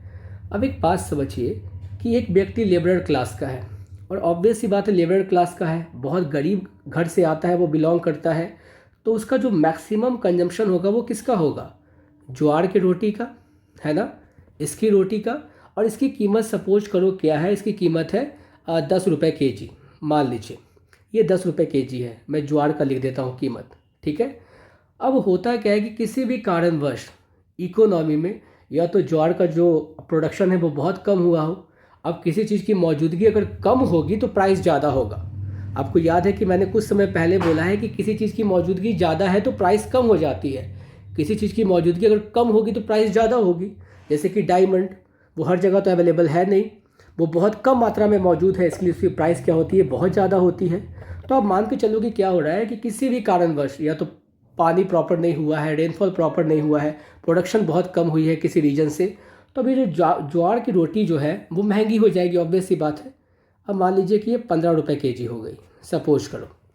अब मैं मानता हूँ कि बाजरे की रोटी की जो कीमत होगी गाइस, वो हो सकता है कि वो 20 रुपये kg हो प्रति किलो, और जो वीट है वो क्या हो, 30 रुपये प्रति किलो हो। अब देखो कि जैसे ही क्या होता है कि ज्वार का रोटी जो है, ज्वार का जो कीमत है वो 10 रुपये kg से होकर 15 रुपये kg हो रहा है ना। तो उस समय क्या होना चाहिए, when price goes up quantity demand goes down, ये कंडीशन होना चाहिए। ज्वार की कीमत बढ़ रही है, क्वांटिटी डिमांड घटना चाहिए, है ना। लेकिन इस कंडीशन में होता क्या है कि प्राइस जब बढ़ रहा है तो क्वांटिटी डिमांड भी क्या हो रहा है, बढ़ रहा है। ऐसा क्यों हो रहा है, क्योंकि हो सकता है कि वो व्यक्ति के लिए अभी भी बाजरे की रोटी उसके रेंज से दूर हो, उसके इनकम पैटर्न से दूर हो, और भैया फिर अब वीट की तो बात ही नहीं कर सकते, ये तो और भी ज़्यादा दूर है ना। यानी कि उसके मन में ये लगेगा कि अरे भाई, वही तो मेरा सोर्स ऑफ कंजम्पशन है, मैं अगर वो नहीं खाऊंगा तो मैं काम करूंगा कैसे, मैं जीऊंगा कैसे। हो सकता है कि आने वाले दिनों में और भी प्राइस बढ़ जाए ज्वार का, वो 15 रुपये से 18 रुपये हो जाए। बात समझ में आ रही है। तो जैसे ही प्राइस बढ़ता है ना, वो मान लो कि अगर 10 kg कंजम्पशन कर रहा था, वो पहले ही स्टोर करके रखेगा, वो क्या करेगा, चलो यार पहले से ज़्यादा खरीद लेते हैं। यानी कि प्राइस बढ़ा है, उसने क्वांटिटी डिमांड को बढ़ा दिया। अगर ये 18 भी हो जाएगा ना तो वो और भी ज़्यादा परचेज करेगा। क्यों, क्योंकि अभी भी 18 रुपये पर kg वाला 20 रुपये पर kg से सस्ता ही है, एक गैप है। वो अभी भी बाजरे की रोटी अफोर्ड नहीं कर सकता। बात समझ में आ रही है। तो ऐसे कंडीशन में लोगों को लगता है, उस तबके के लोगों को लगता है कि प्राइस कहीं और भी ज़्यादा ना बढ़ जाए। तो जैसे ही वैसे कमोडिटी की प्राइस बढ़ती है, क्वांटिटी डिमांड और भी ज़्यादा बढ़ जाती है। तो मैंने बहुत आसान तरीके से समझाने की कोशिश की है। हालांकि रॉबर्ट गिफिन ने उन्होंने भी वैसा कुछ समझाने का कोशिश किया है, बट मैं चाह रहा हूँ कि आप इस टोन से समझ जाओ कि आखिर गिफिन गुड बेसिकली है क्या, और क्यों प्राइस के बढ़ने पर भी लोग ज़्यादा क्वांटिटी डिमांड कर रहे होते हैं, है ना। तो ये बात आपको ध्यान रहेगा। एनीवे, अब देखो expectation for the further price. अब ये क्या है भाई, आपको लगेगा अरे यार आने वाले दिनों में गोल्ड की प्राइसिंग बढ़ जाएगी, मैं क्यों ना पहले से ही खरीद के रख लूँ। आप एक्सपेक्ट कर रहे हो, आपको लगता है कि मार्केट में आप ट्रेंड समझ रहे हो, जैसे कि आप स्टॉक मार्केट में ट्रेडिंग कर रहे होते हो, किसी के स्टॉक का प्राइस बढ़ने वाला है फ्यूचर में। जैसे कि मान लीजिए कि अभी भारत आने वाले समय में ग्रीन इकोनॉमी पे ज़्यादा फोकस कर रहा है, तो पेट्रोल डीजल वगैरह का जो यूसेज है वो घटेगा, है ना। लिथियम आयन बैटरीज का बहुत ज़्यादा डिमांड बढ़ेगा, तो जो भी कंपनीज उन चीज़ों में ट्रेड कर रही हैं उनका स्टॉक परचेज करके रख लो। आप डिमांड बढ़ा दोगे, भविष्य में इनकी स्टॉक प्राइसेस बढ़ जाएगी या सोने की कीमत बढ़ जाएगी, चलो पहले से ज़्यादा कंजम्पशन कर लेते हैं। तो वैसे करके क्या है, एक्सपेक्टेशन भी प्रभाव करता है। तो उस केस में भी जब प्राइस बढ़ भी रहा होता है मान लो, तो आपको लगेगा यार यार और भी बढ़ सकता है, क्यों ना हम अभी ही खरीद के रख ले, वरना बाद में खरीद नहीं पाएंगे क्योंकि ये और भी ज़्यादा बढ़ेगा प्राइस। तो थोड़ा सा प्राइस बढ़ा, आप खरीद कर रख लेते हो, क्यों? क्योंकि आपको पैटर्न समझ में आ रहा है, इतना बढ़ा है आगे और बढ़ सकता है, हम शायद बाद में ना खरीद पाए, इसीलिए पहले ही खरीद लो। तो प्राइस बढ़ा, क्वांटिटी डिमांड भी आपने बढ़ा दिया, तो वो एक्सपेक्टेशंस है। अगला क्या है guys, necessities, those goods which are must for living and necessities of life which are minimum quantity has to be purchased. अब एक बात समझिए, मैं एग्जांपल देता हूँ सॉल्ट की, है ना। इसकी पैकेट सपोज करो कि 30 रुपये प्रति केजी आती है, और आप जानते हो कि घर में बिना नमक के तो खाना बन नहीं सकता, ठीक है। अगर इसकी प्राइसिंग क्या हो गाइस, 40 रुपये पर केजी हो जाए, तो क्या आप ख़रीदना छोड़ दोगे? या जितना कंजम्पशन आपके घर में होता है, आप बोलोगे खाने में नमक कम है ना। वो भी एक दिक्कत वाली बात है, वो चीज़ें आपको प्रॉपर चाहिए। तो ये कुछ वैसी चीज़ें होती हैं जो नेसेसिटीज़ है हमारी, हमको कंज्यूम करना ही करना है, उतनी ही मात्रा में कंज्यूम करना है। कोई आप मेडिकेशन ले रहे होते हो, आप मेडिसिन ले रहे होते हो, उसकी प्राइस अगर बढ़ भी जाए तो आपको खरीदना ही पड़ेगा बेसिकली, है ना। उसको आप कम नहीं कर सकते। तो वैसे गुड्स हमारे नेसेसिटीज़ गुड्स कहलाते हैं। तो प्राइस बढ़ने पे भी आप क्या करते हो, आपको परचेज करना ही पड़ता है। तो वैसे गुड्स आपके नेसेसिटीज़ गुड्स हो जाते हैं, ठीक है। तो ये सारे एक्सेप्शन में आते हैं, लॉ ऑफ डिमांड के एक्सेप्शन में। इन सारे कंडीशंस में आपका लॉ ऑफ डिमांड ऑपरेट नहीं हो रहा होता है, तो इन बात को हम ध्यान में रखेंगे। नेक्स्ट आपको मैं बता देता हूँ क्या, movement and shift in demand curve. अब वापस से मेरे चीज़ों को याद कीजिए, मूवमेंट्स की बात हो रही है, रोटेशन की बात हो रही है ना। तो आप देखोगे कि मैंने आपको बताया कि जब प्राइस में चेंज आपको देखने को मिलेगा, प्राइस किसी कमोडिटी का बढ़ेगा या घटेगा, उस समय आपको मूवमेंट देखने को मिलता है, ठीक है। तो आप देखो मूवमेंट है, एक शिफ्ट है, और जब इनकम में चेंज आएगा, टेस्ट एंड प्रेफरेंस में चेंज आएगा, तो आपको शिफ्ट देखने को मिलेगा। आप यहाँ पे देखिए, एक्सटेंशन ऑफ डिमांड, यानी कि एक्सटेंशन कहिए या फिर आप इसे एक्सपेंशन कहिए, है ना। एक्सपैंड हो रहा है आपका डिमांड। ऐसा कब होगा? ऑब्वियस ही बात है, जब प्राइस घटेगा। तो आप देखो ध्यान से, किसी कमोडिटी का प्राइस पहले 10 रुपये था, तो आप डिमांड 20 यूनिट्स कर रहे थे। जैसे ही प्राइस 8 रुपये हो गया, आप अब डिमांड 25 यूनिट्स कर रहे हो। तो इतने का चेंज आ गया ना, यानी कि कर्व एक ही है, लेकिन आप ए पॉइंट से शिफ्ट हो गए बी पॉइंट के ऊपर। तो ये क्या हुआ, एक्सटेंशन हुआ। पहले की तुलना में क्वांटिटी डिमांड बढ़ गया। अगर ये घट जाता तो आप बोलते क्या ये कॉन्ट्रैक्शन है। जैसे कि आप यहाँ पे देखो, पहले प्राइस था 10 रुपये, तो आप डिमांड कितना कर रहे थे, क्वांटिटी 20 यूनिट्स। जैसे ही प्राइस बढ़ गया, आप देखो आपने घटा दिया इसको, नहीं, तो आप ए पॉइंट से ऊपर की तरफ चले गए बी के ऊपर, यानी कि पहले आप कर रहे थे इतना कंजम्पशन, अब आप इतना ही डिमांड कर पा रहे हो, ठीक है गाइस। तो ये हो गया कॉन्ट्रैक्शन। अगर मान लीजिए मैं शिफ्ट की बात करता हूँ, तो आप देखेंगे ध्यान से कि ये होता है क्या, प्राइस के अलावा आपके इनकम में चेंज आ रहा है, रिलेटेड गुड में चेंज आ रहा है, कॉम्प्लीमेंट्री सब्स्टिट्यूट, या फिर आपके टेस्ट और प्रेफरेंस में चेंज आ रहा है, तो उस कंडीशन में आपको शिफ्ट देखने को मिलता है। जैसे कि इंक्रीज इन डिमांड, तो जब आपका इनकम बढ़ जाएगा, है ना, जब आपकी इनकम बढ़ जाएगी तो आपका जो डिमांड कर्व है वो राइटवर्ड शिफ्ट हो जाएगा। राइटवर्ड शिफ्ट होने का मतलब क्या है, देखो मैं वापस से ड्रॉ करता हूँ। सपोज करो कि आप क्या कर रहे थे, पी पॉइंट को कंज्यूम कर रहे थे एक सर्टेन पॉइंट पे, मान लेते हैं कि 10 रुपये था, 5 यूनिट आप परचेज कर रहे थे। आपकी इनकम उस समय कितनी थी, 100 रुपये थी। मैं मानकर चलता हूँ कि m=100, ये आपकी इनकम है जो कि 100 रुपये है। जैसे ही आपकी इनकम बढ़ जाती है, ये 200 रुपये हो जाती है, तो अब आप क्या करोगे, पहले की तुलना में आप दोनों कमोडिटी को, मान लेता हूँ कि मैं ये एक्स कमोडिटी है, ये वाई कमोडिटी है, अब प्राइस को हटा दीजिए, आप पॉइंट पी को, या फिर मैं इसको ऐसे कर दूँ, ए को, एक्स और वाई कमोडिटी है, आप 10 यूनिट परचेज कर रहे हो एक्स का, 5 यूनिट परचेज कर रहे हो वाई का। इनकम आपकी जब बढ़ गई है तो आपकी क्या होगी, डिमांड कर्व राइटवर्ड शिफ्ट होगी। अब आप देखो ध्यान से कि मान लेते हैं आप यहाँ पे आ गए बी के ऊपर, तो आप ध्यान दोगे जब, तो अब आप हो सकता है कि एक्स को 15 यूनिट परचेज कर सको और वाई को 10 यूनिट। गाइस यानी कि इनकम बढ़ा तो आपका जो डिमांड कर्व है वो राइटवर्ड शिफ्ट हो गया, और अगर यही उल्टा हुआ होता कंडीशन तो आपकी जो डिमांड कर्व थी वो लेफ्टवर्ड शिफ्ट हो जाती, यानी कि इस इधर आ जाती। ठीक है, जस्ट वेट। इस तरीके से होता कि आपका पहले इनकम था 100 रुपये, अब इनकम आपकी घट के न्यू इनकम 50 हो गई है, तो आप पहले की तुलना में कम ही कंज्यूम कर पाओगे, है ना। तो इस बात को ध्यान देंगे। तो that brings shifting in your demand curve. जब आपके इनकम में, टेस्ट और प्रेफरेंस में चेंज आता है तो आपको शिफ्ट देखने को मिलता है, जो कि आप ऊपर वाले एग्जाम्पल से भी समझ सकते हो। डिक्रीज इन डिमांड मैं आपको बता दिया, इनकम घटेगा या फिर आपको वो चीज़ें नहीं पसंद है, टेस्ट प्रेफरेंस बदल गया है, तो जो चीज़ हमें नहीं पसंद होती वो पहले की तुलना में हम कम परचेज़ कर रहे होते हैं, तो वो सारी चीज़ें शिफ्टिंग लेकर आता है। और याद रखेंगे जब प्राइस में चेंज आता है तो वो मूवमेंट लेकर आता है, और ये सवाल आपसे पूछा जा सकता है, इसीलिए प्रॉपर तरीके से आप इन चीज़ों को ध्यान में रखोगे। ओके, नेक्स्ट टॉपिक है हमारा प्राइस इलास्टिसिटी ऑफ डिमांड। ये एक वैसा टॉपिक है जो आमतौर पे बहुत सारे स्टूडेंट को बहुत ही ज़्यादा कंफ्यूज करता है। तो गाइस मेरी कोशिश ये रहेगी कि मैं आपको बिल्कुल आसान तरीके से समझाऊं ताकि आप दोबारा इसे भूलो ना। तो ध्यान देंगे, just give me a second.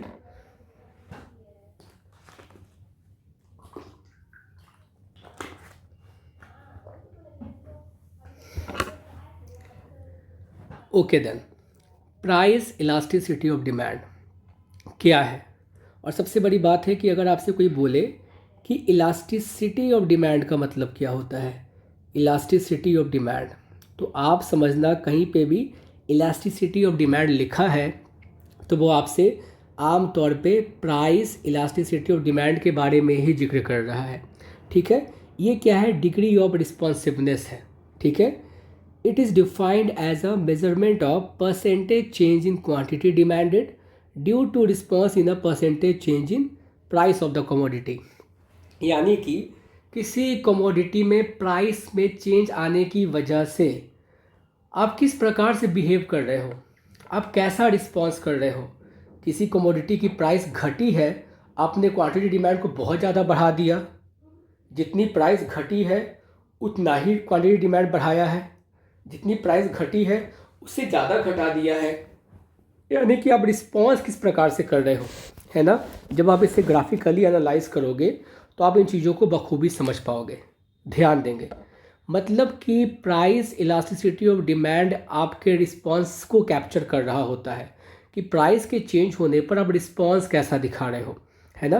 तो ये भी क्वेश्चन आपके लिए बहुत ज़्यादा इम्पॉर्टेंट निकल कर आता है, आपसे पूछा जा सकता है direct question, degrees of price इलास्टिसिटीज of demand elaborate. ठीक है, तो आप देखो, पहला होता है आपका परफेक्टली इलास्टिक डिमांड, दूसरा है आपका परफेक्टली इन इलास्टिक डिमांड, तीसरा है यूनिटरी, चौथा है मोर देन यूनिटरी, पांचवा है आपका लेस देन यूनिटरी, है ना। मतलब कि लेस इलास्टिक भी आप इसे कह सकते हैं, लेस इलास्टिक, और आप इसे कह सकते हो मोर इलास्टिक। अब सर इस कॉन्सेप्ट को थोड़ा सा और ब्रेक डाउन कीजिए तो ध्यान से समझेंगे। गाइस जब हम बात करते हैं इलास्टिक, मतलब क्या है इसका, लचीला नहीं।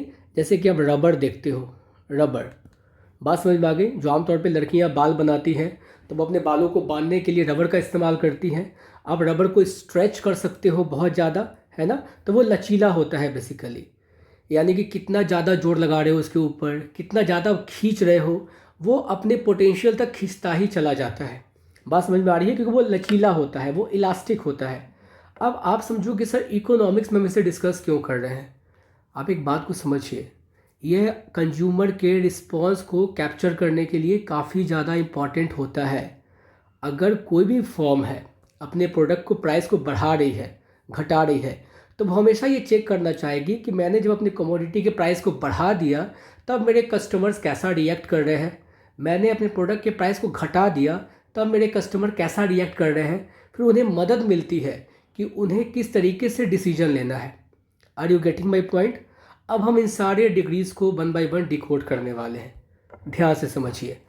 परफेक्टली इलास्टिक डिमांड, ये परफेक्ट है बिल्कुल, और ये बिल्कुल मैं आपको बता देता हूँ कि ये एक हाइपोथेटिकल सिचुएशन है। हाइपोथेटिकल, या फिर आप इसे इमेजिनरी कह सकते हो, या फिर हिंदी में आप इसे काल्पनिक कह सकते हैं। बात समझ में आ गई? वो हिंदी में थोड़ा सा मैं इधर उधर हो सकता हूँ मात्राओं में या चीज़ों को लिखने में, तो आप उसे इग्नोर करके चल सकते हो, है ना। या फिर आप चाहो तो कमेंट सेक्शन में मुझे सही लिखकर भी बता सकते हो, मैं उसे आइंदा से ध्यान रखूँगा। एनीवे, एक बात को समझिए, मैंने इसे काल्पनिक क्यों कहा? क्योंकि नाम से ही क्लियर है, परफेक्टली। और दुनिया में कुछ भी परफेक्ट नहीं है, कोई व्यक्ति कोई सामान परफेक्ट नहीं है, भगवान भी परफेक्ट नहीं है, क्योंकि भगवान से भी कहीं ना कहीं किसी पॉइंट पे गलती हुई है, आप जानते हो। बात समझ में आ रही है ना गाइस? मतलब कि कुछ भी परफेक्ट नहीं है, उन्होंने भी अपनी गलतियों का खामियाजा भुगता है, ठीक है। तो आप समझो कि जो इम्परफेक्ट है वही परफेक्ट है, तो ये वैसे ही परफेक्ट खुद को बोल के इमेजिनरी कंडीशन हो जाता है, काल्पनिक हो जाता है ना। ये उसी प्रकार से है कि जैसा आमतौर पे हमारे घर वाले जो लड़की ढूंढते हैं अपने बच्चों के लिए, अपने बेटों के लिए, उसमें वो 3S की क्वालिटी चाहते हैं। एक S है आपका सुंदर, ठीक है, दूसरा है सुशील, तीसरा है संस्कारी। नहीं, जो आज के जेनजी वाले जनरेशन में मिलना बहुत ज़्यादा मुश्किल है, ये तीनों किसी में नहीं मिल सकता है, ठीक है। और अगर मिल गया तो आप लकी इनफ हो, ठीक है। बट कुछ भी परफेक्ट नहीं होता, इम्परफेक्ट ही है सब, इसीलिए मैंने इसे काल्पनिक कहा। जैसे हमारे घर वालों की जो चॉइस है वो मिलना काल्पनिक है। एनीवे, आप देखो, when the demand curve becomes zero with the slight rise in price of a commodity or demand is infinite at a given price, it is called perfectly elastic demand. Guys, ये एक ऐसा situation हो रहा है कि अगर किसी commodity का प्राइस थोड़ा सा भी घट रहा है, आप डिमांड को ज़रूरत से ज़्यादा बढ़ा दे रहे हो, और उस कमोडिटी का प्राइस अगर थोड़ा सा भी बढ़ रहा है, आप डिमांड को बिल्कुल जीरो कर दे रहे हो। आप बात को समझ रहे हो? यानी कि इस प्राइस से थोड़ा सा भी ऊपर गया प्राइस आपने बिल्कुल जीरो कर दिया, या फिर थोड़ा सा भी घटता है प्राइस तो आप डिमांड को बहुत ज़्यादा बढ़ा दे रहे हो। Are you getting my point? तो ऐसे सिचुएशन को कहते हैं हम क्या? Perfectly elastic demand. इसीलिए मैंने कहा यह हाइपोथेटिकल है। और अगर आप फिर भी चाहोगे कि सर कुछ ऐसा एग्जाम्पल आप दीजिए कि क्या हम वहाँ पे इसको फिट कर सकते हैं क्या परफेक्टली इलास्टिक डिमांड को, तो एक बात समझिए, मैं आपको ना ये जो काल्पनिक कहानी यहाँ पे चल रही है, तो मैं आपको काल्पनिक ही उदाहरण देता हूँ जो कुछ हद तक आपको रियल दिखेगी। अब मान लो कि एक शॉप है ए, एक शॉप है बी। आप एक शॉप से मैगी परचेज करने जा रहे हो, जो कीमत ले रहा है कितना? 12 रुपये पर पैकेट, है ना, 12 रुपये पर पैकेट। और आपको पता है कि हर एक कस्टमर को पता होता है कि भाई मैगी की प्राइस कितनी है, 12 रुपये पर पैकेट। तो वो किसी भी दुकान से परचेज करेगा, वो इतने में ही परचेज करना चाहेगा। उसके जस्ट बगल में एक शॉप है जो कि उसी मैगी को कितने में बेच रहा है गाइस? 15 रुपये पर पैकेट। यानी कि प्राइस बढ़ा, आपने बिल्कुल वहाँ से डिमांड करना ही जीरो कर दिया, आप परचेज ही नहीं कर रहे हैं, जीरो हो गया बिल्कुल। अब मैं इसको उल्टा कर देता हूँ, ठीक है। अब मान लीजिए कि ए वाला जो दुकानदार था वो 12 रुपये पर पैकेट ही बेच रहा है, बट बी वाले ने क्या किया? उसको 10 रुपये पर पैकेट कर दिया। अब सारे लोग वहीं पे चले गए, यहाँ से बिल्कुल लेना बंद कर दिया, यानी कि डिमांड को बिल्कुल बढ़ा दिया वहाँ पर जाकर। Are you getting my point? इस प्रकार से चीज़ों को आप रिलेट थोड़ा बहुत कर सकते हो, मैं केवल समझाने के लिए बता रहा हूँ कि प्राइस में थोड़ा कमी आया, डिमांड बहुत ज़्यादा बढ़ा दिया, प्राइस थोड़ा ज़्यादा हुआ, डिमांड बिल्कुल जीरो कर दिया, तो वैसा कंडीशन कहलाता है क्या? Perfectly elastic demand. बात समझ में आ गई?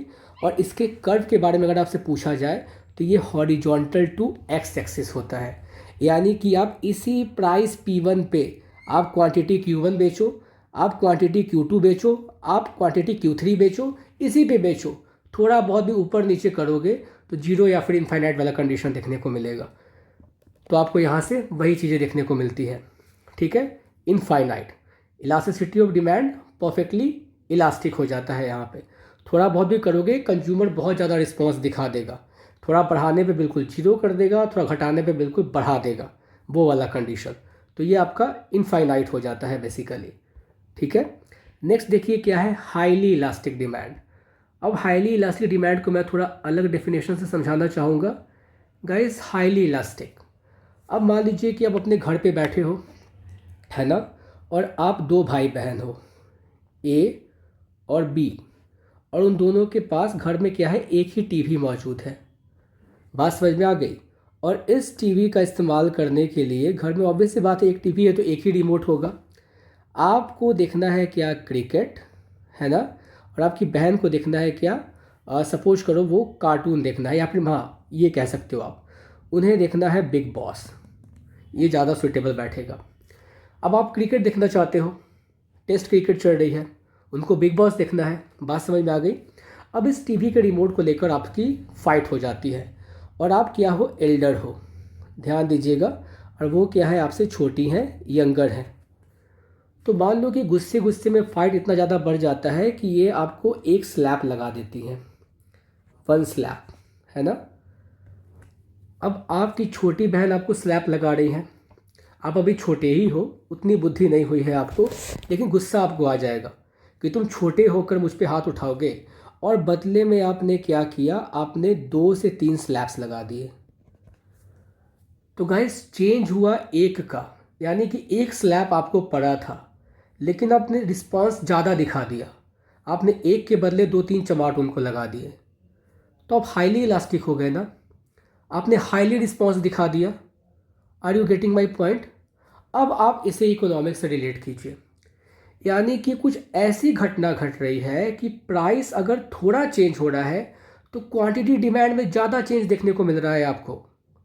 मेरी बात को वापस से समझेंगे, प्राइस में थोड़ा गिरावट मिल रहा है, आप क्वांटिटी डिमांड को उससे ज़्यादा बढ़ा दे रहे हो। प्राइस में थोड़ा चेंज, क्वांटिटी डिमांड में ज़्यादा चेंज हो रहा है, तो वैसे कंडीशन को हम बोलते हैं हाईली इलास्टिक डिमांड। सॉरी, आप देखिए, when the proportionate or percentage change in quantity demanded is greater than the proportionate or percentage change in price। जब जो proportionate change हो रहा है क्वांटिटी डिमांड में, वो ज़्यादा हो रहा है proportionate change in price के तुलना में, इट इज़ कॉल्ड इलास्टिक और रिलेटिवली इलास्टिक डिमांड, या फिर हाईली इलास्टिक डिमांड। बात समझ में आ रही है। और इसकी जो वैल्यू आती है वो हमेशा ग्रेटर देन 1 होती है। और हाँ, इसके ऊपर न्यूमेरिकल भी आपसे पूछे जा सकते हैं, तो मैं वो भी लेकर आया हूँ, चिंता करने की बात नहीं है, बिकॉज आपने ही डिमांड किया था कि हमें इंपॉर्टेंट क्वेश्चन भी चाहिए, तो थोड़ा बस बने रहेंगे। पहले कॉन्सेप्ट को समझने की कोशिश करेंगे ताकि भविष्य में कुछ भी आपको रटना ना पड़े, आप हर कुछ समझ कर सॉल्व कर रहे हो, तो ध्यान देंगे। यहाँ पे आपको इलास्टिसिटी की वैल्यू ग्रेटर देन 1 देखने को मिलती है। जैसे एग्जाम्पल लिया गया है, if the percentage change in quantity demand is 30%, और जो प्राइस में चेंज आया है वो 25% का ही आया है, बट क्वांटिटी डिमांड में आपने 30% का चेंज ले आया। इसके एग्जांपल क्या क्या हो सकते हैं, जैसे कि ऐसा कुछ चाहत है हमारा जो उतना अर्जेंट नहीं है ना, लग्जरी गुड्स के केस में, ठीक है, और क्लोज सब्स्टिट्यूट अगर अवेलेबल है उस गुड्स का, जैसे पेप्सी एंड कोक, तो ये सारे गुड्स वैसे हैं जिस केस में आपको हाईली इलास्टिसिटी ऑफ डिमांड देखने को मिल सकता है। जैसे लग्जरी गुड का मैं उदाहरण लेता हूँ, सपोज करो आपको लगेगा अरे यार मैं लेने गया था थार, है ना, और मैं लेने गया था फॉर्चूनर, सपोज कीजिए।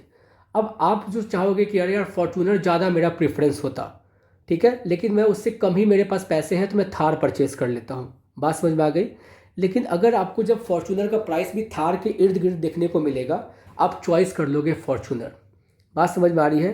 कुछ आप वैसे भी चीज़ों को समझ सकते हैं, आप हाईली इलास्टिक हो रहे हो, है ना, प्राइस में थोड़ा ही डिप देखने को मिल रहा है तो आप क्वांटिटी डिमांड को ज़्यादा चेंज करना चाह रहे हो, तो आप वैसे चीज़ों को समझ सकते हैं। एनीवे, अगला है आपका क्या, यूनिटरी इलास्टिक। ये बहुत ज़्यादा आसान है, यानी कि मान लो कि 20% का चेंज अगर प्राइस में आया है तो 20% का ही चेंज आपके क्वांटिटी डिमांड में आ रहा है, यानी कि 1 on 1 का सिचुएशन, ठीक है। तो आप देखो क्या है, ये बिल्कुल आपका लॉ ऑफ डिमांड की तरह है, यानी कि इतना ही प्राइस घटा तो इतनी ही क्वांटिटी में चेंज आया, 1 on 1 कंडीशन, तो इसकी वैल्यू क्या होगी, इक्वल टू 1, दैट्स इट, ठीक है। तो आप देख सकते हो इसका आंसर क्या है गाइस, कंफर्ट गुड्स। जो गुड्स आपको कंफर्ट देता है, जैसे कि आपको मसाज करवाना है वैसा कुछ करके, उससे आपको कंफर्ट मिल रहा होता है बेसिकली। इसकी शेप कैसी होती है, रेक्टेंगुलर हाइपरबोला जैसी शेप होती है। अब सर रेक्टेंगुलर हाइपरबोला क्या होता है, कुछ लोग इसमें भी कंफ्यूज होते हैं, तो गाइस रेक्टेंगुलर हाइपरबोला एक ऐसा कर्व होता है जो कभी भी आपको लगातार गिरता हुआ दिखाई तो पड़ता है, लेकिन ना ही वो कभी वाई एक्सिस को टच करेगा, ना ही वो कभी एक्स एक्सिस को टच करेगा। वो किसी भी एक्सिस को टच नहीं करता। ठीक है, तो इस बात को हम ध्यान में रखेंगे। एनीवे, तो इसका कर्व आप कुछ इस प्रकार से ड्रॉ कर सकते हो, जितना चेंज प्राइस में उतना ही चेंज आपकी क्वांटिटी डिमांड में। नेक्स्ट है आपका परफेक्टली इनइलास्टिक। इनइलास्टिक कहने का मतलब क्या है गाइस? मतलब कि प्राइस में कुछ भी चेंज आ रहा हो, बढ़े घटे जो भी हो, आप उतना ही क्वांटिटी परचेज करोगे। देखिए ध्यान से, प्राइस अगर मान लो यहाँ से इतना आ जाए, तब भी आप क्या कर रहे हो? इतना ही गुड परचेज कर रहे हो। प्राइस मान लो कि इतना पे था, तब भी आप क्या कर रहे हो? इतना ही गुड परचेज कर रहे हो। और प्राइस अगर बढ़ गया तब भी आप क्या कर रहे हो? इतना ही गुड परचेज कर रहे हो। यानी कि तीनों पॉइंट को अगर मैं जोड़ूंगा तो ये बिल्कुल यहाँ पे वर्टिकल हो जाएगी, एक्स एक्सिस के ऊपर आकर। बात समझ में आ गई? तो सर ऐसा कौन सा गुड हो सकता है कि प्राइस घटे बढ़े फिर भी हम उतना ही कंज्यूम करेंगे? ऑब्वियस सी बात है, अगर आप किसी बीमारी से ग्रस्त हो, आपको एक ख़ास किस्म की दवाई चाहिए हो, उसकी प्राइस घटे, डॉक्टर ने बोला है कि 3 समय लेनी है ना दवा को, तो आपकी भैया प्राइस घटे उस कमोडिटी की, प्राइस बढ़े या प्राइस उतनी ही रहे, आपको उसी मात्रा में कंजम्पशन करता रहना पड़ेगा। इसी वजह से ऐसे गुड क्या कहलाते हैं? आपके इलास्टिसिटी जिसकी होती है जीरो, वो कहलाते हैं परफेक्टली इन इलास्टिक डिमांड। याद कीजिए, जब हमने परफेक्टली इलास्टिक डिमांड का जिक्र किया था तो वो कुछ इस प्रकार से बन रहा था, हॉरिजॉन्टल टू एक्स एक्सिस, और ये क्या है? आपका वर्टिकल है एक्स एक्सिस के ऊपर। तो इस बात को हम ध्यान में रखेंगे। एनीवे, अब नेक्स्ट आपका बचा है क्या? लेस देन यूनिटरी या फिर लेस इलास्टिक। तो कहने का मतलब क्या? प्राइस में जितना चेंज आया उससे कम क्वांटिटी डिमांड में चेंज देखने को मिला है। मतलब कि मैं अपने एग्जांपल को अगर उल्टा कर दूं कि आपकी छोटी बहन ने आपको 2-3 स्लैब्स लगा दिए हैं अगर, तो उसके बदले में आप उन्हें केवल एक ही लगा पाए हो, बिकॉज आपका एक ही हो सकता है काफ़ी हो। आप उसे वैसे भी समझ सकते हो, यानी कि 2-3 के बदले एक। प्राइस में 2-3 का चेंज आया बट क्वांटिटी डिमांड में एक का ही चेंज आ रहा है। आप उसको वैसे समझिए तो चीज़ें ज़्यादा याद रहेगी। तो इसकी जो वैल्यू होती है वो लेसर देन 1 की होती है। ठीक है, और ये कर्व आपको थोड़ा सा स्टीपर देखने को मिलेगा। जैसे कि देखो, प्राइस में चेंज आया ज़्यादा बट क्वांटिटी डिमांड में इतना ही का चेंज आया है, यानी कि ए पॉइंट ये, बी पॉइंट ये। आप समझ रहे हो इस बात को? ये थोड़ा स्टीपर है। ठीक है, तो क्वांटिटी में कम चेंज आया बट प्राइस में ज़्यादा चेंज आया था, तो ऐसा कहलाता है आपका less than unitary elastic demand, जिसकी वैल्यू लेसर देन 1 होती है। और ये एग्जांपल आप समझ सकते हो नेसेसिटी गुड्स, जैसे कि सॉल्ट, बेसिक फूड आइटम्स, है ना, क्योंकि आपको उतना सर्टेन अमाउंट ही इसका इस्तेमाल करना है। अब नमक सस्ता हो गया तो बहुत ज़्यादा नहीं खरीद लोगे, बहुत ज़्यादा घर में खाने में इस्तेमाल करना शुरू नहीं कर दोगे, एक सर्टेन अमाउंट में ही आपको चाहिए। ठीक है, तो वैसे गुड्स के लिए आप समझते हो क्या? Less than unitary elastic demand होता है। एनीवे, आगे बढ़ते हैं। अब देखिए क्या है मेज़रमेंट। ये आपके लिए एक इम्पॉर्टेंट सेक्शन है, मेज़रमेंट। और ये फार्मूला आपके लिए बहुत ज़्यादा इम्पॉर्टेंट निकल कर आता है, और इस फार्मूले पे जो न्यूमेरिकल्स पूछे जाते हैं वो भी ज़्यादा इम्पॉर्टेंट निकल कर आते हैं। तो आपको फार्मूला प्लस न्यूमेरिकल याद रखना है कि आप मेजर कैसे करोगे। अभी तक हम कॉन्सेप्चुअल समझ रहे थे कि ठीक है ना, वो हमारा डिग्री ऑफ रिस्पॉन्सिवनेस है, रिस्पॉन्सिवनेस को कैप्चर कर रहे हैं, कैसा रिस्पॉन्स है वो, प्राइस में चेंज आने की वजह से कंज्यूमर क्वांटिटी डिमांड में कैसा चेंज लेकर आ रहा है, हम उसे कैप्चर कर रहे हैं। तो मेजर कैसे करेंगे भाई? यानी कि हम कह रहे थे ना कि 20% से प्राइस घटा है तो 30% से बढ़ गया है, वैसा कुछ करके। तो कोई मेथड होगा मेजर करने का। कोई अगर मान लो फर्म है अपने प्रोडक्ट के प्राइस को चेंज कर रहा है, तो वो समझेगा ना कि हाँ मेजरमेंट कैसे करें, क्या चेंज आया है, नंबर्स में बताएंगे तो ज़्यादा समझ में आएगा उसे।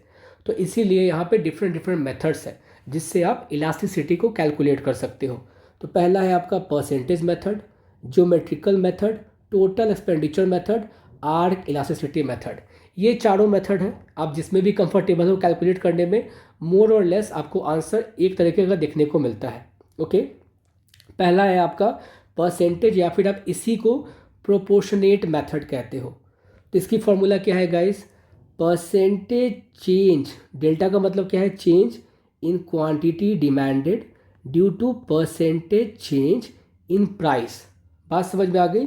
और साथ में जो ओरिजिनल प्राइस होती है उस कमोडिटी की, अभी तक चेंज नहीं आया है, और ओरिजिनल क्वांटिटी आप क्या कंज्यूम कर रहे थे जब कुछ भी चेंजेस नहीं हुआ था, तो वो हम साथ में लिखते हैं।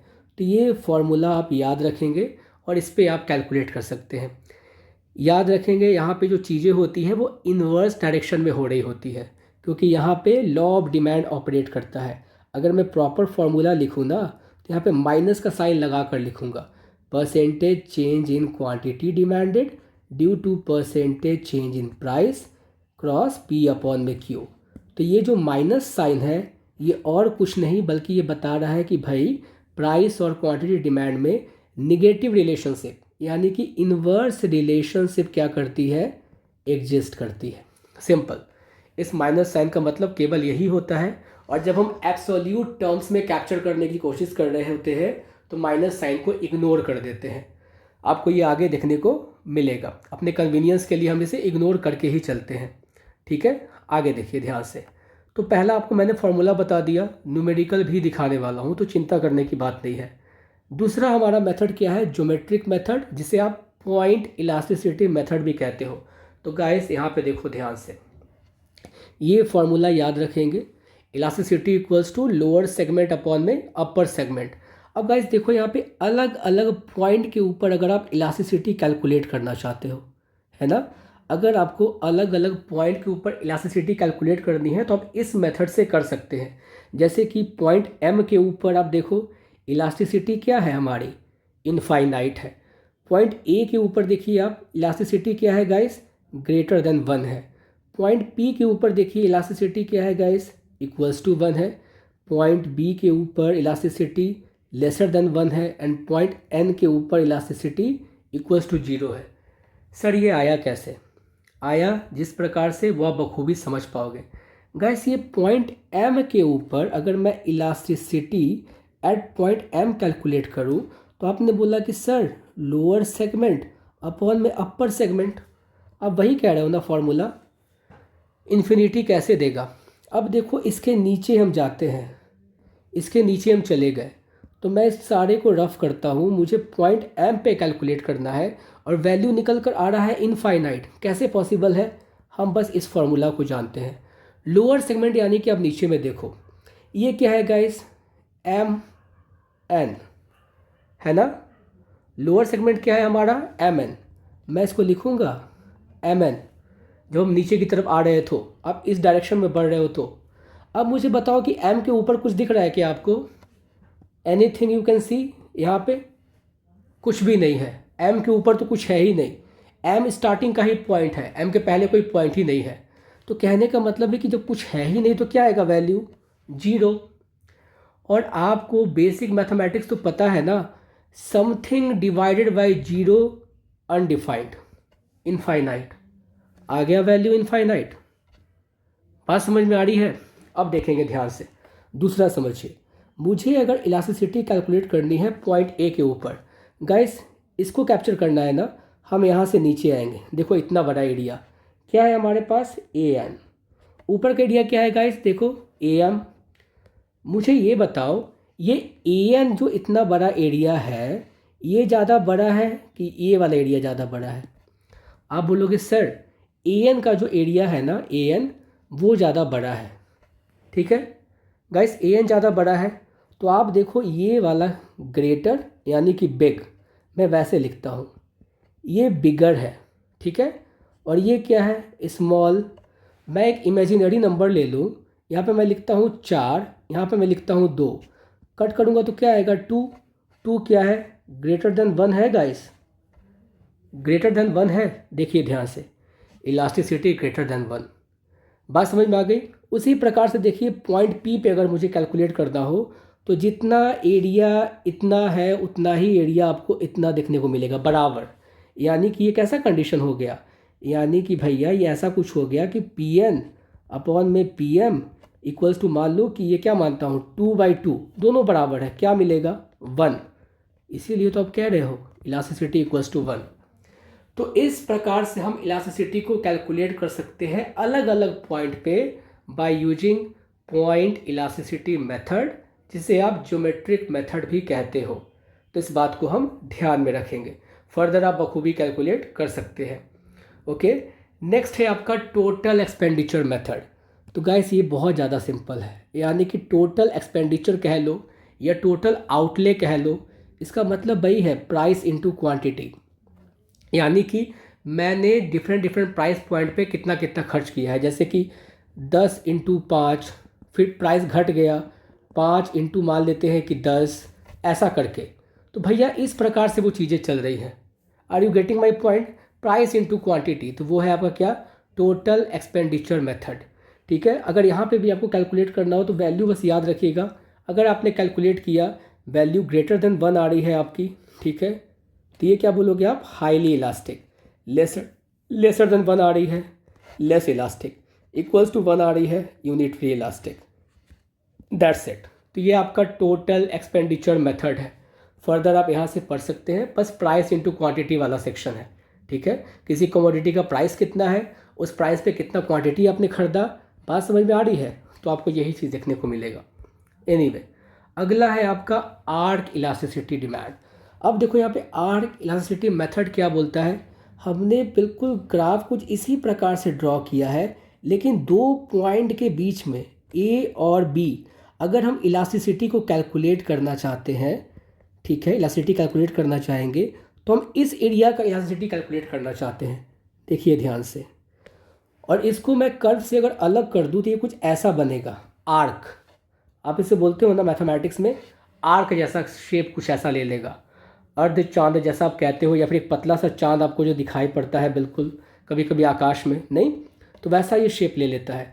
तो यहाँ पे हम एवरेज करते हैं, कुछ भी अलग नहीं है। आप इस मेथड से भी कैलकुलेट कर सकते हैं। दो पॉइंट के बीच की इलास्टिसिटी अगर आपको कैलकुलेट करनी है तो आप एवरेज लेते हो क्वांटिटी का, एवरेज लेते हो प्राइस का।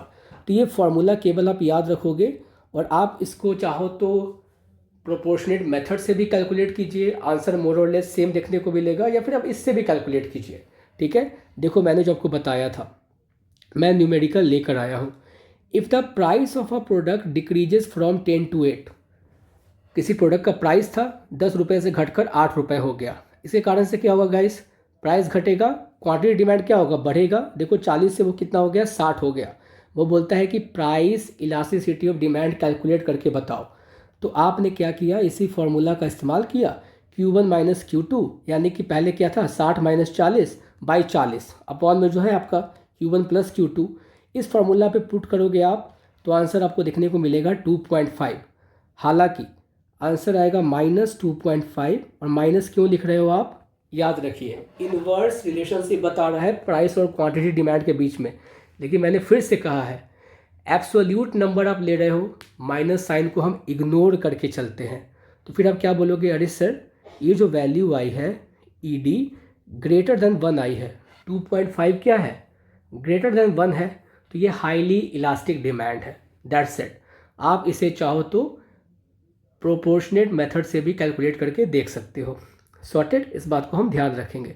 आप देखिए, जो आप डिमांड कर रहे थे मैंने वो सब कुछ फुलफिल किया है।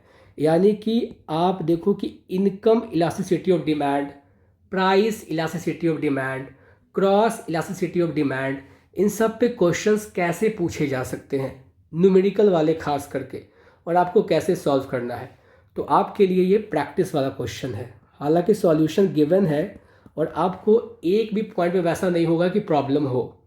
आप अगर लेक्चर को अच्छे से देख रहे हो तो आपको बखूबी ये सॉल्व करना आ जाएगा। और अगर फिर भी कोई डाउट रह जाता है, आप हमसे कमेंट सेक्शन में क्लियर कर सकते हैं। ओके, नेक्स्ट देखेंगे यहाँ पे ध्यान से। अब वो कौन कौन से फैक्टर्स हैं जो हमें इन्फ्लुएंस करते हैं। हाँ, एक बात और, मैं कुछ छोड़ तो नहीं रहा, हाँ ओके डन, नहीं वो यहाँ पे सेक्शन है, मैं पहले इसको क्लियर कर देता हूँ गाइस। जो कि हम पढ़ ही रहे हैं प्राइस इलास्टिसिटी ऑफ डिमांड, तो याद रखिए एक आता है हमारा इनकम इलास्टिसिटी ऑफ डिमांड, है ना। इनकम इलास्टिसिटी ऑफ डिमांड और कुछ नहीं है, हम वहाँ पे पढ़ रहे थे कि प्राइस में चेंज आने की वजह से क्वांटिटी डिमांड में चेंज आना, degree of responsiveness. Income elasticity of demand बताती है कि इनकम में चेंज आने की वजह से क्वांटिटी डिमांड में चेंज आना। That's it. इसीलिए आप देखोगे क्या कि वाई पी के जगह पे लिखा हुआ है, हमने पी लिखा था ना, ये वाई हो गया, वाई यहाँ पे इनकम को डिनोट कर रहा है। नहीं, देखो यहाँ पे एक मिस्टेक है, चेंज इन इनकम होगा यहाँ पे।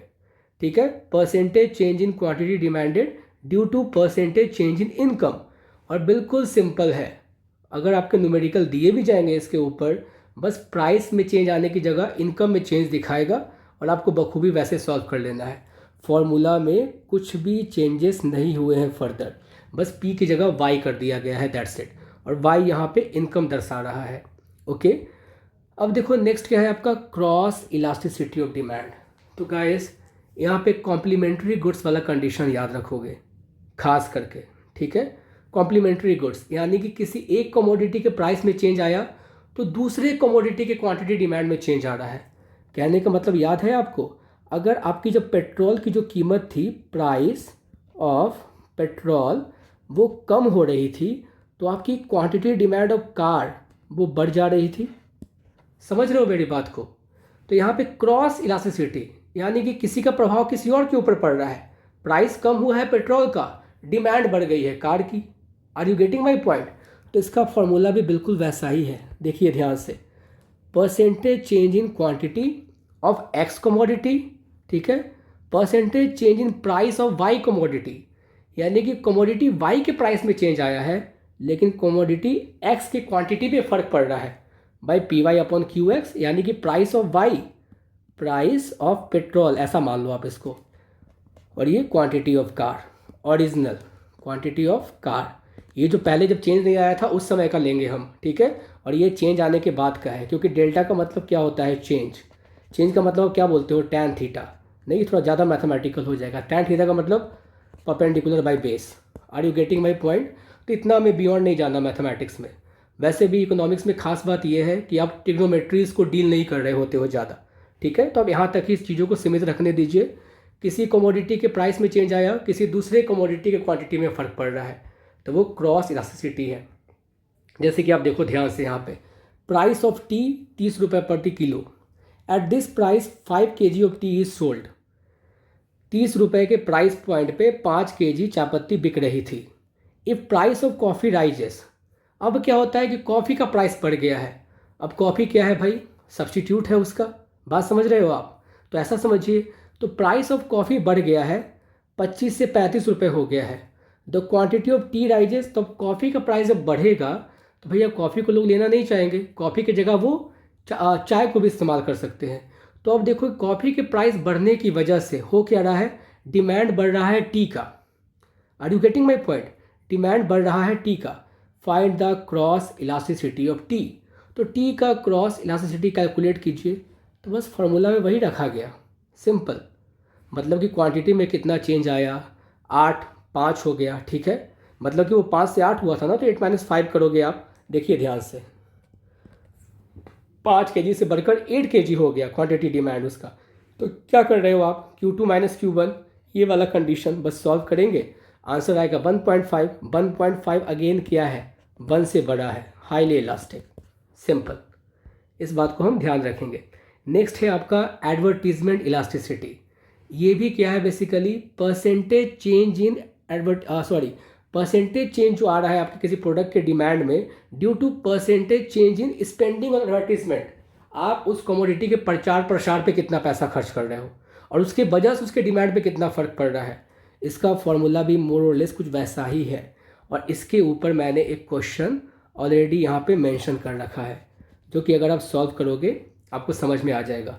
कुछ भी यहाँ पे रॉकेट साइंस नहीं है, सब कुछ एज इट इज़ है। फॉर्मूला में केवल प्राइस की बात कर रहा है तो चेंज इन प्राइस लेते हो, इनकम की बात कर रहा है तो चेंज इन इनकम लेते हो, एडवर्टीजमेंट की बात कर रहे हो तो वैसे ही आप एज इट इज़ ही ले रहे हो, बस एडवर्टीजमेंट आ जाता है वहाँ पे, और कुछ भी नहीं है। ओके, तो इस बात को हम ध्यान देंगे। नेक्स्ट है हमारा, वो कौन कौन से फैक्टर्स हैं जो इलास्टिसिटी ऑफ डिमांड को इन्फ्लुएंस करते हैं। तो गाइस मैं वापस याद दिला दूं, जैसे कि कमोडिटी का नेचर कैसा है, वो लग्जरी है, वो नेसेसिटीज़ है, वो कंफर्ट गुड है। हमने ऑलरेडी डिस्कस किया है इसके बारे में, और चिंता मत कीजिए, मैं वापस से पहले लेक्चर की तरह इस नोट्स को डिस्क्रिप्शन बॉक्स में डाल दूंगा। फर्दर आप रीड कर सकते हो, तो मैं दोबारा इसको रीड नहीं करने वाला हूँ। हमने नेसेसिटी गुड्स के बारे में भी जिक्र कर लिया है कि उसमें चेंज किस प्रकार से आता है, लग्जरीज में कैसे चेंज आते हैं तो डिमांड में कैसा चेंज आता है, और कंफर्ट में चेंज आता है तो कैसा चेंज आता है। सब्स्टिट्यूट की बात हो, कॉम्प्लीमेंट्री की बात हो, वो सब कुछ मैं डिस्कस कर चुका हूँ। तो ये रही आपके पढ़ने की जिम्मेवारी। आप इसे बखूबी पढ़ोगे। इवन अगर कोई डाउट होता है तो फर्दर आप उससे पूछ सकते हो, बट लिटरली आपको कोई डाउट नहीं होने वाला है। लेकिन आप एक बार ज़रूर नोट्स को देख लीजिएगा, पढ़ लीजिएगा, समझ लीजिएगा। कोई भी दिक्कत बावजूद आती है तो उसको साइड करके मुझसे कमेंट सेक्शन में पूछ लीजिएगा। मैं पूरी कोशिश करूँगा कि एट दी अर्लीस्ट मैं उसका समाधान निकाल दूँ। ओके, अब देखिए डिमांड फोरकास्टिंग। बेसिकली ये टॉपिक आपके एग्जामिनेशन पॉइंट ऑफ व्यू से उतना इंपॉर्टेंट नहीं है, बट स्टिल समझ लीजिए कि हम फोरकास्टिंग का मतलब होता है प्रेडिक्शन। ये जो सारे चेंजेस होते हैं ना, प्राइस में चेंज आने की वजह से रिस्पॉन्सिवनेस को जो कैप्चर कर रहे हैं, ये बिहेवियर पैटर्न को समझने के लिए होता है। कंज्यूमर के बिहेवियर पैटर्न को, कि अगर हम ऐसा आज करते हैं तो भविष्य में कैसा प्रभाव पड़ सकता है इसका।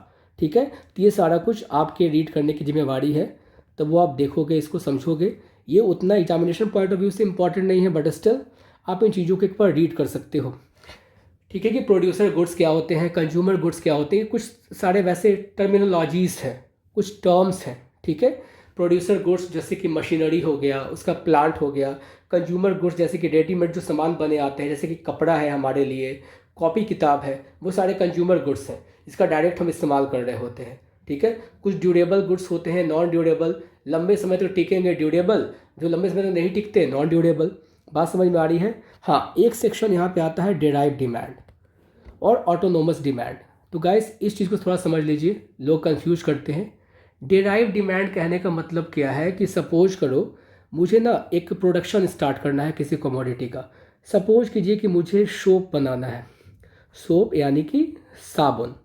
ओके, तो मैं इसका डिमांड करता हूँ कि मेरे पास ये हो, मैं इसको बेचना चाहता हूँ। तो मैं बस इसका डिमांड करूँगा, वो फुलफ़िल हो जाएगी। गाइस इसको भी बनाने के लिए मुझे इसके पहले किसी और का डिमांड करना पड़ेगा। बना कर देगा कौन मुझे? मैं तो एंटरप्रेन्योर हूँ, मैं तो बिजनेसमैन हूँ। तो मुझे पहले चाहिए लेबर, और लेबर मदद करेगा मुझे शॉप को बनाने में। तो फिर यहाँ पे लेबर क्या हो गया? ये डिराइव डिमांड हो गया। यानी कि आप किसी चीज़ की डिमांड कर रहे हो ताकि आपका दूसरा डिमांड फुलफिल हो सके। Are you getting my point? आप लेबर की डिमांड कर रहे हो ताकि आपका साबुन का डिमांड फुलफिल हो सके। तो लेबर यहाँ पे आपका क्या है? डिराइव्ड डिमांड है। इस बात को हम ध्यान रखेंगे। ऑटोनोमस डिमांड, आप मान लीजिए कि वो किसी पे निर्भर ही नहीं कर रहा। आपको खाने के लिए फूड का डिमांड कर रहे हो, और फूड के डिमांड से फ़र्क नहीं पड़ता कि आप कपड़े का डिमांड कम करोगे या ज़्यादा करोगे, वो दोनों का डिमांड इंडिपेंडेंट है। सॉर्टेड? इस बात को हम ध्यान रखेंगे, उसे हम ऑटोनोमस डिमांड कहते हैं। And that's it, we are done with the session. हमने आज के सेशन में बहुत सारे टॉपिक्स को डिस्कस करने का कोशिश किया है। मैं मानता हूँ कि मैं थोड़ा सा क्विक हो सकता हूँ, फास्ट हो सकता हूँ, but given the time constraint मैंने इम्पॉर्टेंट सेक्शन को कवर करने की कोशिश की है, और आपके इम्पॉर्टेंट क्वेश्चंस को भी, मोस्ट प्रोबेबल क्वेश्चंस को भी हाईलाइट करने की कोशिश की है। और मैंने उन पर ज़्यादा जोर दिया है कि आपको रटने की आवश्यकता ना हो, आप समझ कर आंसर राइटिंग कर रहे हो। बावजूद इसके अगर कोई डाउट रह जाता है तो आप हमसे कमेंट सेक्शन में पूछ सकते हैं, अपने फीडबैक को बता सकते हैं, और फ्यूचर के टॉपिक्स को रिकमेंड भी कर सकते हैं। Thank you so much and have a happy learning.